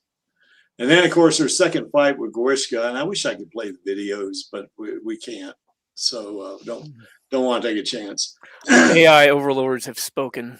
Well, it's amazing to me because I see people on YouTube, they play music, they play movies, they comment on them like we're doing, and it plays through the whole thing. Yeah, like I said, the AI is too stupid. Yeah. Well, anyway, the second fight with Gruishka, of course, is where, you know, he kills the little dog, or at least he doesn't kill him.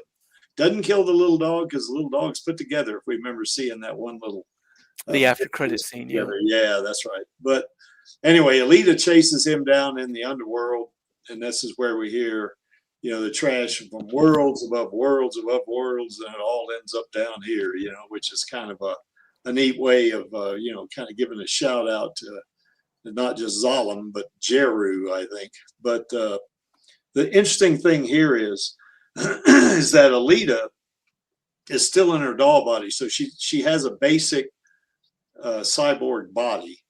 And here's Gruishka, you know, that's in this upgraded body that he has. And also knowing that they don't bring this up in the movie, but, you know, he was a contender for final champion in the manga, you know. So, or Makaku was anyway.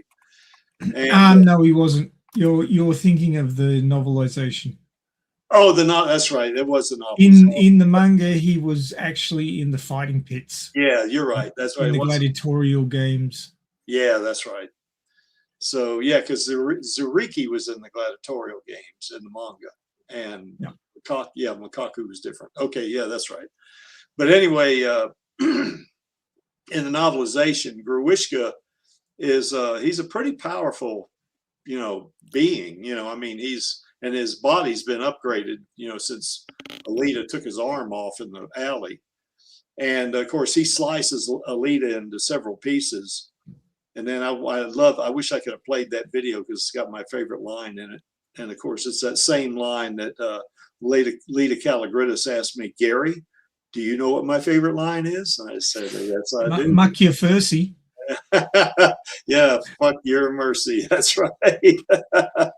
So anyway, yeah, she loved that. But anyway, even though she's staring death in the face, she's going to accomplish the mission. In this case, trying to take out Gruishka, you know, so ramming her hand in his eye.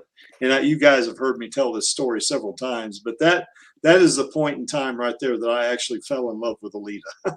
Because, you know, I mean, gosh, y'all cut up, chopped up like that, and then, you know, do that, you know, and, you know, muck your Fursey, as Maxie would say.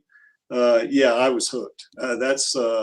After that, I said, oh, I got to, you know, support this, something like that, you know.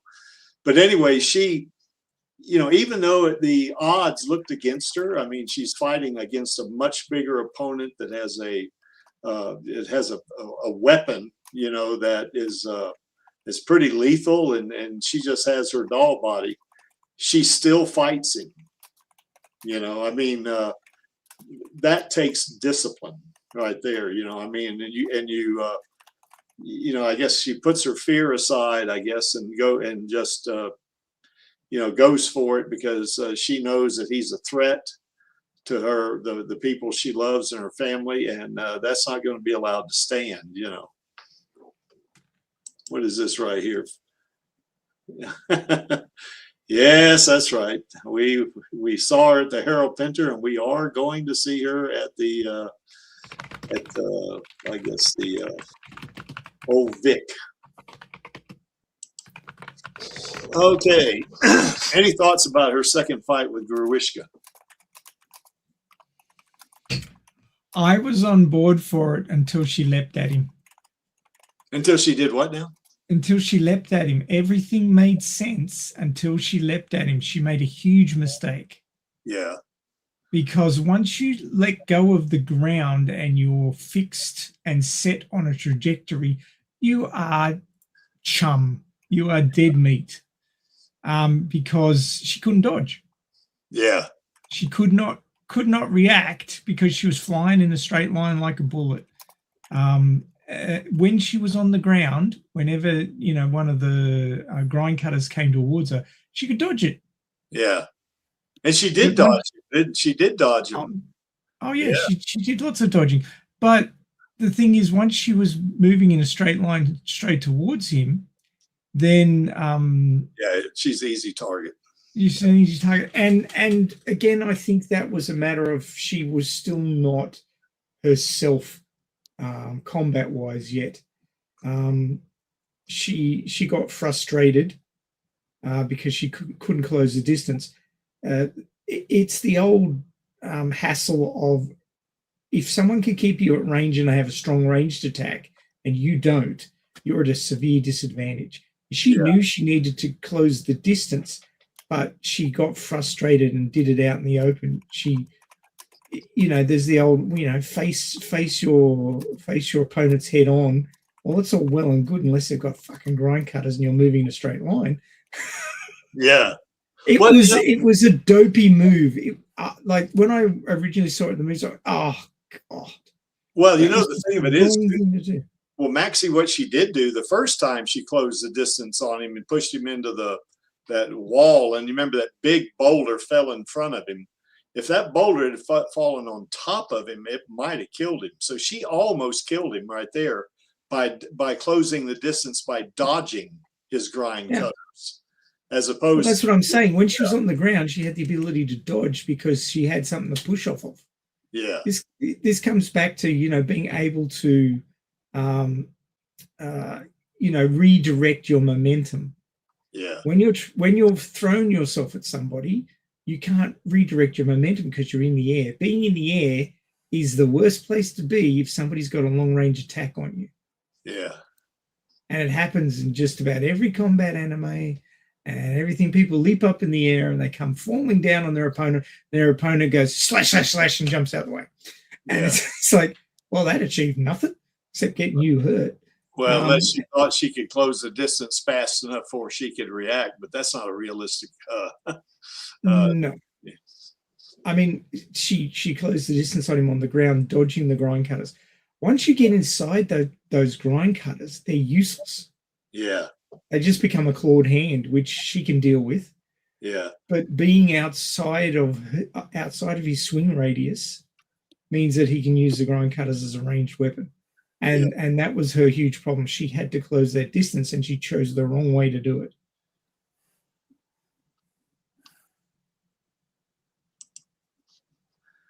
Okay, this is another, well, I say this is one of my favorite scenes. Of course, they all are. But what I like about this scene, and one of the videos that I had done some time ago, I actually calculated her average speed, because it's pretty tough to calculate the speed at different points, you know, because she's jumping around, she's zigzagging and stuff like that.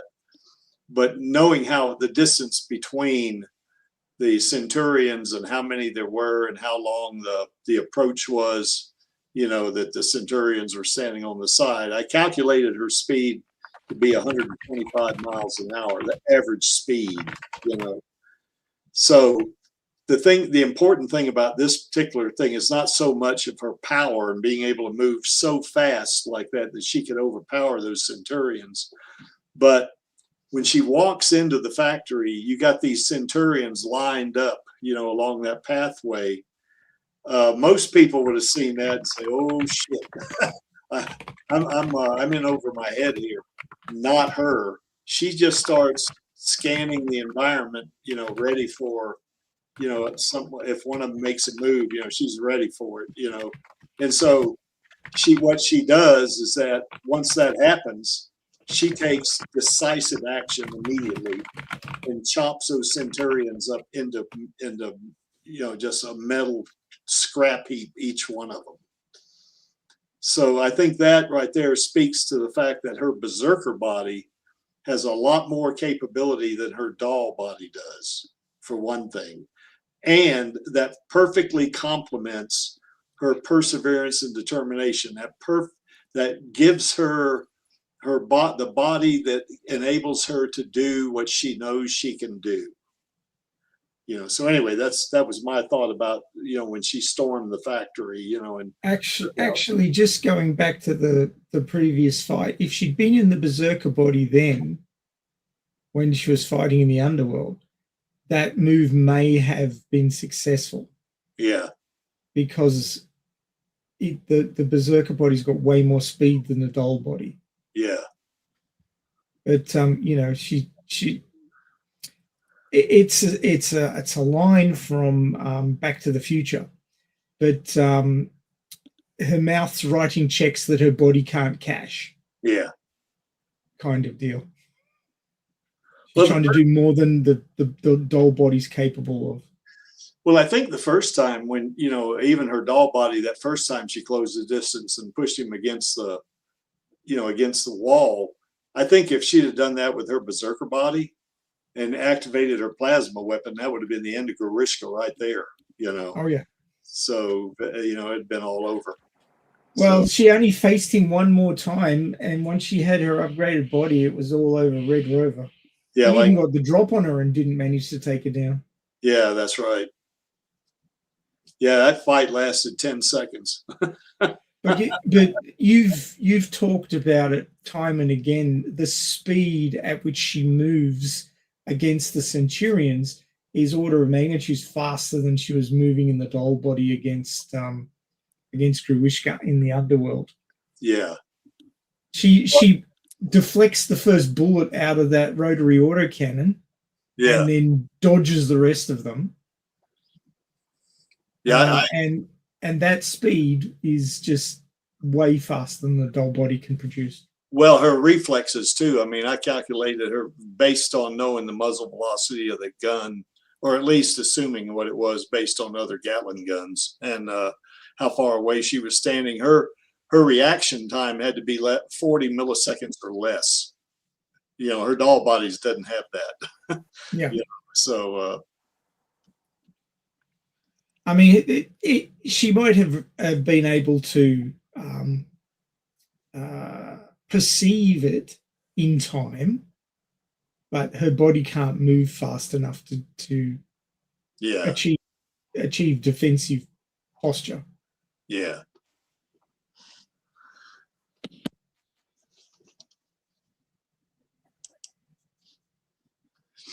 And then this is what we were talking about. She kills Gruishka. Gruishka had to drop on her. Now, I had some person ask me, you know, when Gruishka shot that grind cutter out and hit her in the side, you can still see where her side was punctured there. If you look under her left arm, you know, down the side. The thing I think that stopped that was the fact that he threw that grind cutter through that glass, and that probably, you know, put some kind of perturbation, if it were, against that grind cutter, where he couldn't as easily aimed it, where he could like maybe aimed it at her head or something like that.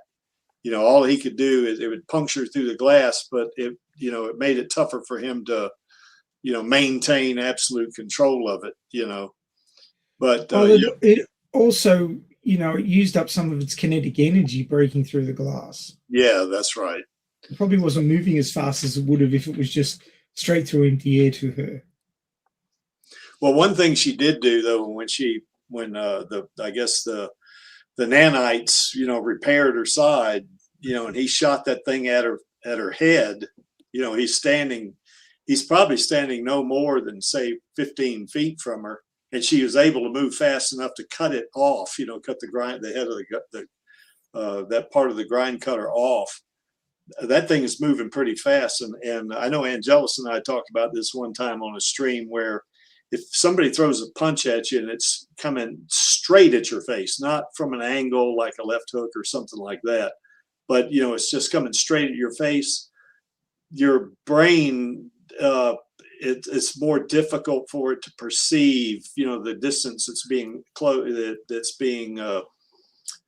you know, the distance is closed into your face than it would be where you could catch it with not just your eye, you know, the front of your eyes, but your peripheral vision, and the fist is coming around. Well, she is so fast. Of course, if she can kind of, you know, deflect a bullet, you know, it's fired at her doing like 2,900 feet per second. That grind cutter is not going to be a problem, you know, and she easily, you know, cut that thing off, you know, when it's coming straight at her, you know. So, I mean, she's, this whole fight right here with Gruishka and her in this berserker body, he's going to win that fight 10 out of 10 times. He's not going to win a single time. No. You know? And I mean, that whole fight lasted 10 seconds, and that was it. I mean, after she stood up, remember, she talked to him. She said she knew who her enemy was, and that he was watching her now, and you're just his slave, you know. And after that, when that happened and she cut that grind cutter off, 10 seconds later, he's dead. So that's such a Ronin line. Yeah, it is. And I'm just an insignificant girl. I love that. So, yeah. Well, the interesting thing is that Gruishka not being exactly, you know, one to give a TED talk. Yeah. He probably presumed that she was still the same level of capability that she had in the last fight, and he thought he was just going to cut her into pieces again. Yeah. But what he didn't realize is that she went from mildly dangerous to, oh my fucking God, dangerous. Yes. Yeah, I think he was still gauging her by the last encounter. Exactly. And but because the look on his face when she cuts the grind cutters off is like, oh. Yeah, like, yeah, that's what be possible. Yeah, that's what I call the oh shit moment. Yep. Oh, I mean, brown pants moment. Yeah. So, and I like the way there's in that shot right there, she's looking right at Vector. Oh, would you hate to be Vector? Mm-hmm. Oh, I think you can say that things have officially gone sideways for Vector. Yes. Yep. Yeah, Rosa did a great job with Alita. Man, we are really lucky she she got picked as Alita. That's for sure. What disappoints me the most about humanity in the last 6 years is not wars or famines or anything like that. It's the fact that they can create a movie like this and have it completely ignored. Yeah. Not even a nomination for an award. It boggles my mind. Well, I believe it had Disney not acquired Fox, we would have had a sequel by now. We would have had a sequel. We probably had 2 sequels. We probably would have had at least nominations, if not awards, for Rosa and Rob Rod, and just crazy. Alita makes with Gruishka a Lucky Strike kill. You're not talking about the cigarette Lucky Strikes, are you there, Finistro? So that's an old cigarette, I think. I know the ones you mean. Yes. Yeah, the way she was able to react to, I mean, if she can deflect a bullet, that she's not gonna have any trouble, kind of deflecting and getting out of the way of any attack Gruishka could do. And he, like you alluded to, Max, he's not exactly the sharpest tool in the shed either. No. He's very much a brute force fighter, I think. Yeah. Yes. I mean, he knows combat, but he doesn't know strategy or tactics, or sort of, gauging your enemy. Yeah, he knows how to use overwhelming brute force to just pummel his enemy. Yeah. And if that don't work, he's out of options. Yeah. What is this right here? Movie wasn't completely ignored. The president of the U.S. government is trying to turn USA into a scrapyard in real life. Yeah, don't get me started on that bad man. We don't. I think everybody on this stream knows my political leanings. So anyway, so replying to Finn about she got a lucky strike on Gruishka, I'm not convinced, dude. No, I mean, the plasma weapon that she has, she did not have that. Yeah, the plasma weapon, the speed with which her body and core were able to act together, the strength of the berserker body. I mean, sure, it all comes together to create the package that is Death Incarnate, but the fact that she had a plasma weapon, which is super sharp and super durable, and to such a degree that she can put it through the middle of a hulking cyborg in one swing, I don't think the result of this battle was ever in doubt. No. So, yeah, Finn, I disagree. I don't think she's lucky that she killed when she killed Gruishka. I think it was a done deal. Once she stood up and her body repaired itself, that game was over. It just didn't know it yet. I think the moment Ito put her core into the berserker body, she had already right then outclassed Gruishka. Yeah. In any encounter. Yes, Dark Star Shadow, we don't really want to do politics, so you're right. Apologies. We might talk about politics on after stream. We might do that. But we don't want to really do it. I try to keep politics away from Alita. So yeah, I get plenty of places where I can go for politics, so I'm that's perfectly happy not to have it here. Yes, exactly. What is this? Mendrick saying we will visit a play on the 16th and again the last play on 18th. Think about it. Yep. That's what we're going to do, Smendrick. Genau. Mm-hmm. All right, guys. Well, I think we went over these 7 things before we got interrupted by AI. And, I guess the final point is, I mean, I think we can agree that she's trained. I think we all agree with that. Oh, very well trained, yes. And I think we can agree she can fight. We know that. The last bullet, maybe we might have a couple of discussions about that, because I think Maxie alluded to it when she, you know, kind of pushed herself off the wall in the doll body, trying to get to close the distance to Gruishka. Well, consider the state of mind she might have been in. I mean, she was just getting some of her fighting abilities back. She was still reacquainting herself with her capabilities, and she was basically fighting a threat to people she cared about. Yeah. So. And she underestimated her opponent too, probably there, you know, Gruishka. Yeah. Because, you know, that. I mean, she's not immune to that kind of thing. Yeah. It can happen. So. I think her battle IQ is real high. You know, yeah. I think for sure. She's a quick thinking and adaptive fighter. Yes. But she can still make mistakes. Yep. And that was one of them. That was a big one. Rather her be my friend than my enemy. Yep. Yes. Well, she's my niece, so you know. you can still have differences of opinion between family members. That's right. So anyway, I think we can all agree that Alita's a good warrior. Yep. See, I think I maintain. Is that what we were working on? Yeah, that's what we're working on. I didn't think it was in question. Yeah, I think Alita has, even though she's not this, but I think Alita has superhero level abilities. I mean, you know, no, she's very superhuman level. Well, she's not a superhero. That's no, I didn't say she was a superhero. I mean, superhuman. Yeah, exactly. I mean, just about every cyborg in Iron City has some level of superhuman capability, you know, beyond the upper limit of what humans are capable of. And she just goes an order of magnitude beyond even that.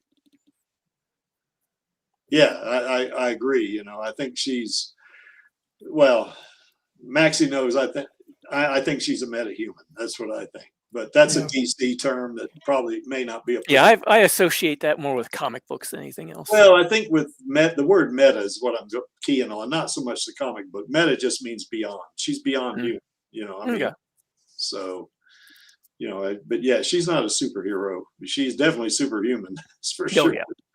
Yeah, I calculated her strength when she held that Gatling cannon.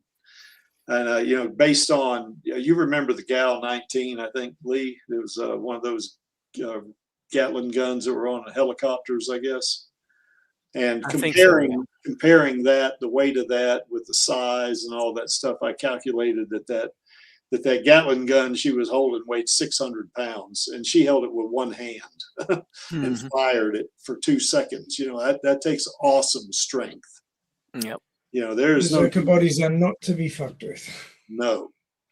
So yeah, she's awesome. And yes, we're really biased with Alita. Let's see, maybe Alita is. Well, the manga is basically a comic book, a Japanese version. Manga is it's like a graphic novel, I guess. Oh, Finn says he wants to be Alita's Padawan. Yeah, I could use a Berserker body. I think this one's not doing so good. Well, you're what are you, 97% of the way there now, Maxie? No, I'm 1% of the way there. Well, you got 97% to go. 97% to go. That's right. Yeah. I was going to say that Kishiro has been quoted as saying that Alita is a Ronin. He categorizes her as a Ronin. Yeah. She's not a Ronin. She's not a superhero or anything like that, because that implies, you know, working for the good of the people and all these upright, righteous sort of ideals and things like that. She's not that impeded by those things. Yeah. But there's another sort of character description which I kind of like to place her in the way I see her. And, you know, this is all personal preference. The reluctant hero. Yeah, yeah. So, like, she's not trying to be a hero, but her morals and her desire to protect those she cares about ends up shoving her into that category in certain situations. Is she an anti-hero, you think, Maxie? In some cases, well, in the strict definition of an anti-hero, yes. because she is doing heroic things to protect people and fighting against the status quo. Yeah. And the factory and Zalem is the status quo, and she's definitely fighting against them. So yes, she does fit into the anti-hero category. Yeah, she's not that superhero archetype for sure. You know, that's not her. Well, she's not standing around going, look at me, aren't I good? I'm looking after all of you. That's how I see heroes. Yeah. They do have a certain amount of narcissism going for them. Most comic book heroes. Yeah. Yeah, I mean, she's not keen on the spotlight. She's not keen on, you know, she doesn't want adulation or anything like that. Yeah. She wants to find out who she is and where she came from and work out her way forward in a very harsh reality.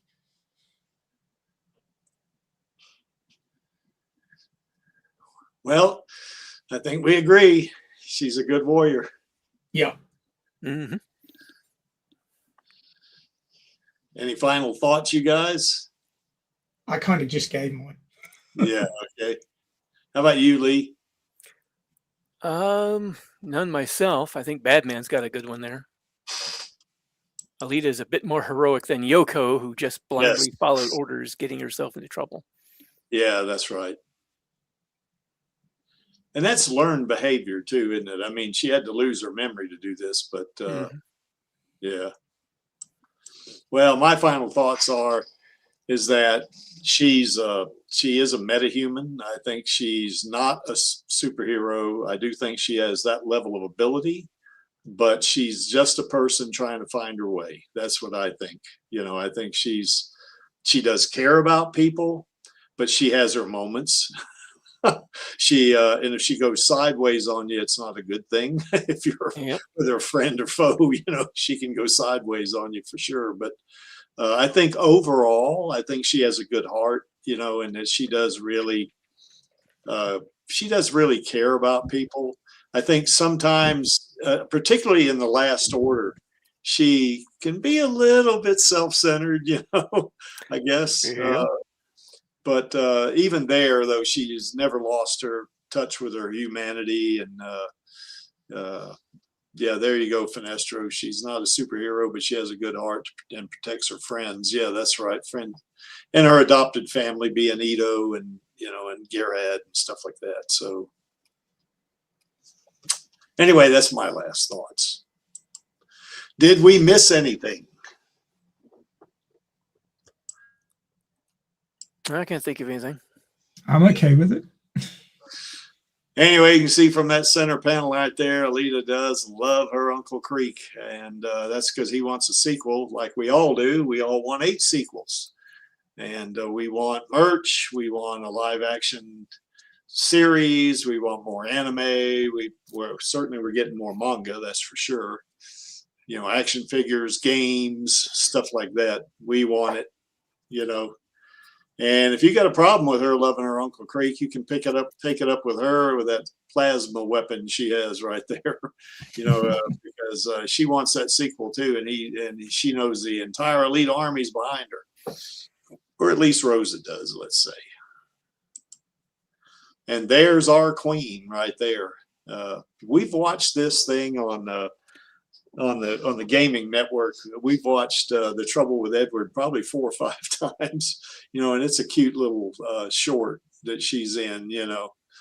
And of course we use some of the scenes in there to, you know, I guess, you know, at the Radio Chaos outro, which is weird, isn't it, Maxie? Because that's using video, you know, from a series or whatever, and that's never been suspended like this. So all I can think of, Creaky, is that you know, you're allowed to use something like 11 minutes of a movie, and you might have freeze framed it for like more than that time after running the video, and about the only thing I can think of that it had a timer running and it cut the stream when we had the video up for too long, even though it was freeze framed.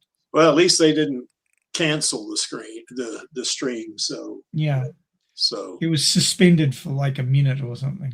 yeah, what I'll do is I'll go into the editor and on YouTube and just, cut that part out, cut the suspended out, because people see that and they'll think it's over, so Yeah. anyway, there's our queen. Of course, she's number one in the Creeks book. That's for damn sure in terms of being an actor, and we are aren't we, Smendrick? We're really looking forward to seeing her again. I mean, she's great. And Kay Maxey, I'm going to move on. I also want to give a shout out to El Lamont and Jesse Fisher because they brought Screwhead to life. And I want to see Alita and Screwhead team up and take on Joshigan in the sequel. That's what I want, because as Elle said, she's pissed off about the whole thing about being duped, by Vector and, just taken advantage of. And she gets with Alita and says, I'm with you, girl. Let's just burn it all down. I just love that. And of course, Jessie is, she's, as Elle said, Jessie is the most badass woman she ever worked with. So that's a lot. That's saying a lot right there, So, anyway, all three of these ladies deserve to be in that sequel. That's for damn sure. What is this? Well, get your tickets there, Finestro, and join us. You can do that. We're going to be staying. Easier for you, man, than it is for me. Yeah. We'll be at the Marriott Courtyard. That's where we're going to stay. So you got to remember, Finn, that I am currently sitting in a direct beam of sunlight, which is nice for winter, at 10:21 a.m. on Saturday, on the other side of the planet. Yes, that's the bit that's doing the heavy lifting. I am on the other side of the planet to you guys. Not to mention being in the future. Well, there's that too. Yeah, that's right, Smendrick. Rose is our super queen. That's what she is. I hope she doesn't see this and get, oh my God, these guys are going off the rails on me. All right. Maxie, you want to talk about this one? Oh, I guess I could. So every now and again on RadioCast, we like to check in with how things are going in various parts of the fandom.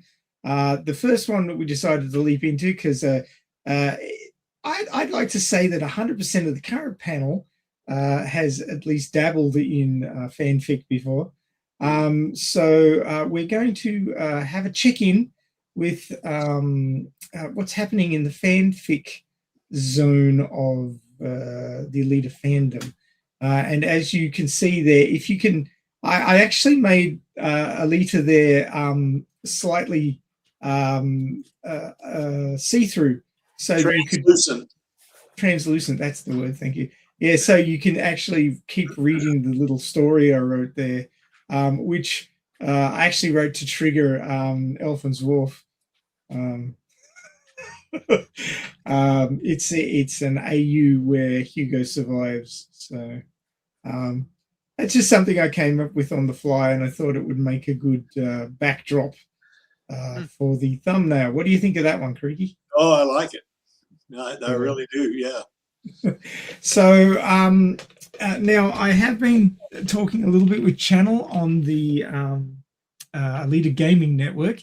If you're not on the Alita Gaming Network and do have Discord already, I recommend you join because we have some good conversations over there.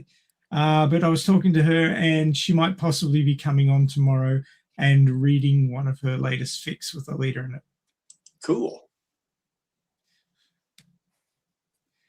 So look forward to that. I don't know, Creaky might have something new.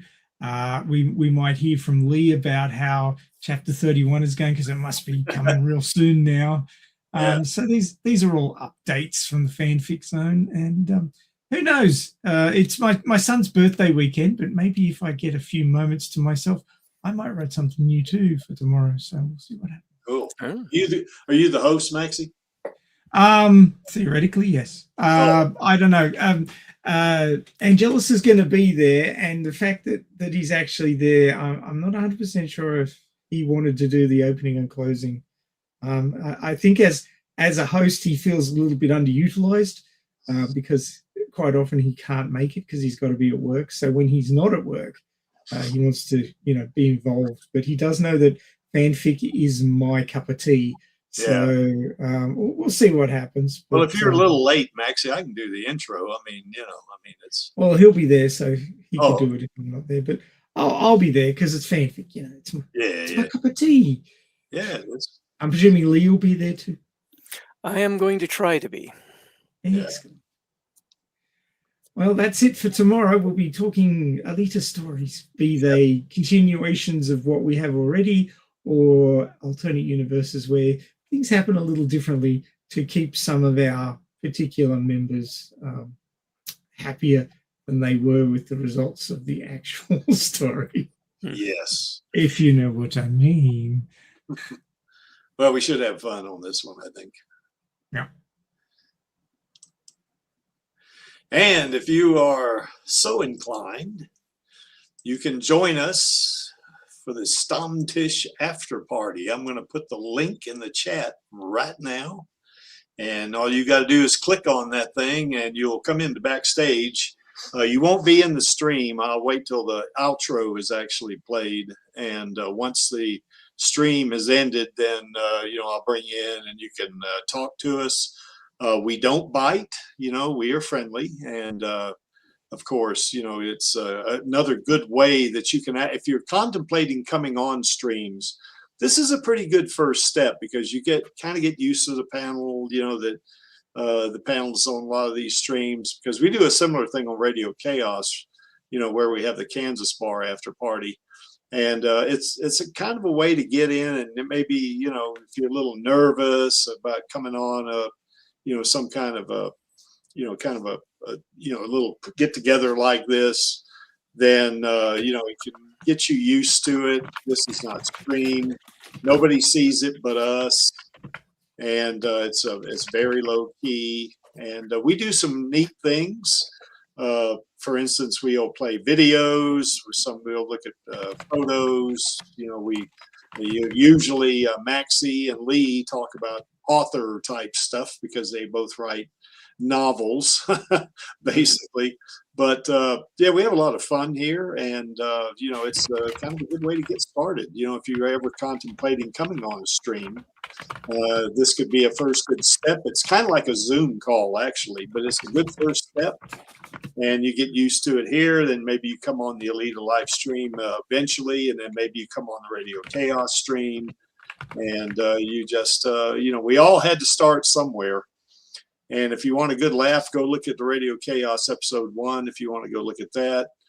I think some of the episodes that we started on the Alita live stream way back when have been deleted because they had some copyright information on them, and I deleted them. So, because I didn't want to do that. So anyway, good way to get going, to get yourself used to, being on this kind of activity.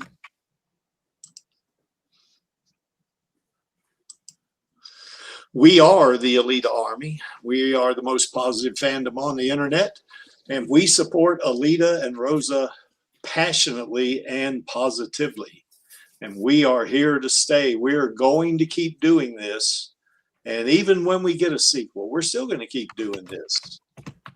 And I'm going to keep doing this for as long as I'm on planet Earth. So, that's, and if we get 8 sequels, then of course, I'll have plenty to do, in terms of supporting Alita and Rosa. So, I know one time Rosa told me, she said, "You come to all my plays." Like, yes, ma'am, I do. And I intend to continue to support her just like we all want to support her. Why is this image here? Well, that image is there because I like it. And to paraphrase Gruishka, I'm only here for our girl and our queen and the Alita Army. And that only leaves us with one thing left to do on my count of 3, and that would be the call to action. 1, 2, 3. Fill those sequels, baby. So we will catch you tomorrow on Radio Chaos and next week on the Alita live stream. Take care, guys. Bye. What's up, Alita Army? This is Hot Toys Alita, and I hope you enjoyed this week's Alita Livestream. Please join my Uncle Creek, Angelus, and our other guests for next week's show. Remember, I do not stand by in the presence of evil, and film those sequels, baby. See you next time.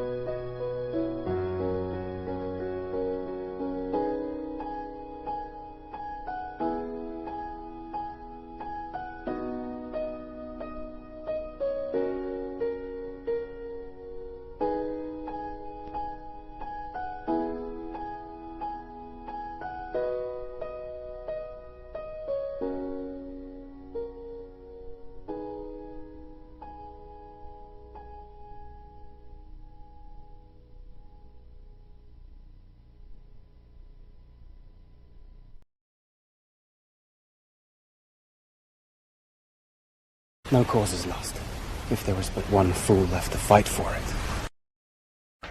Yeah, Gary, that'd be nice.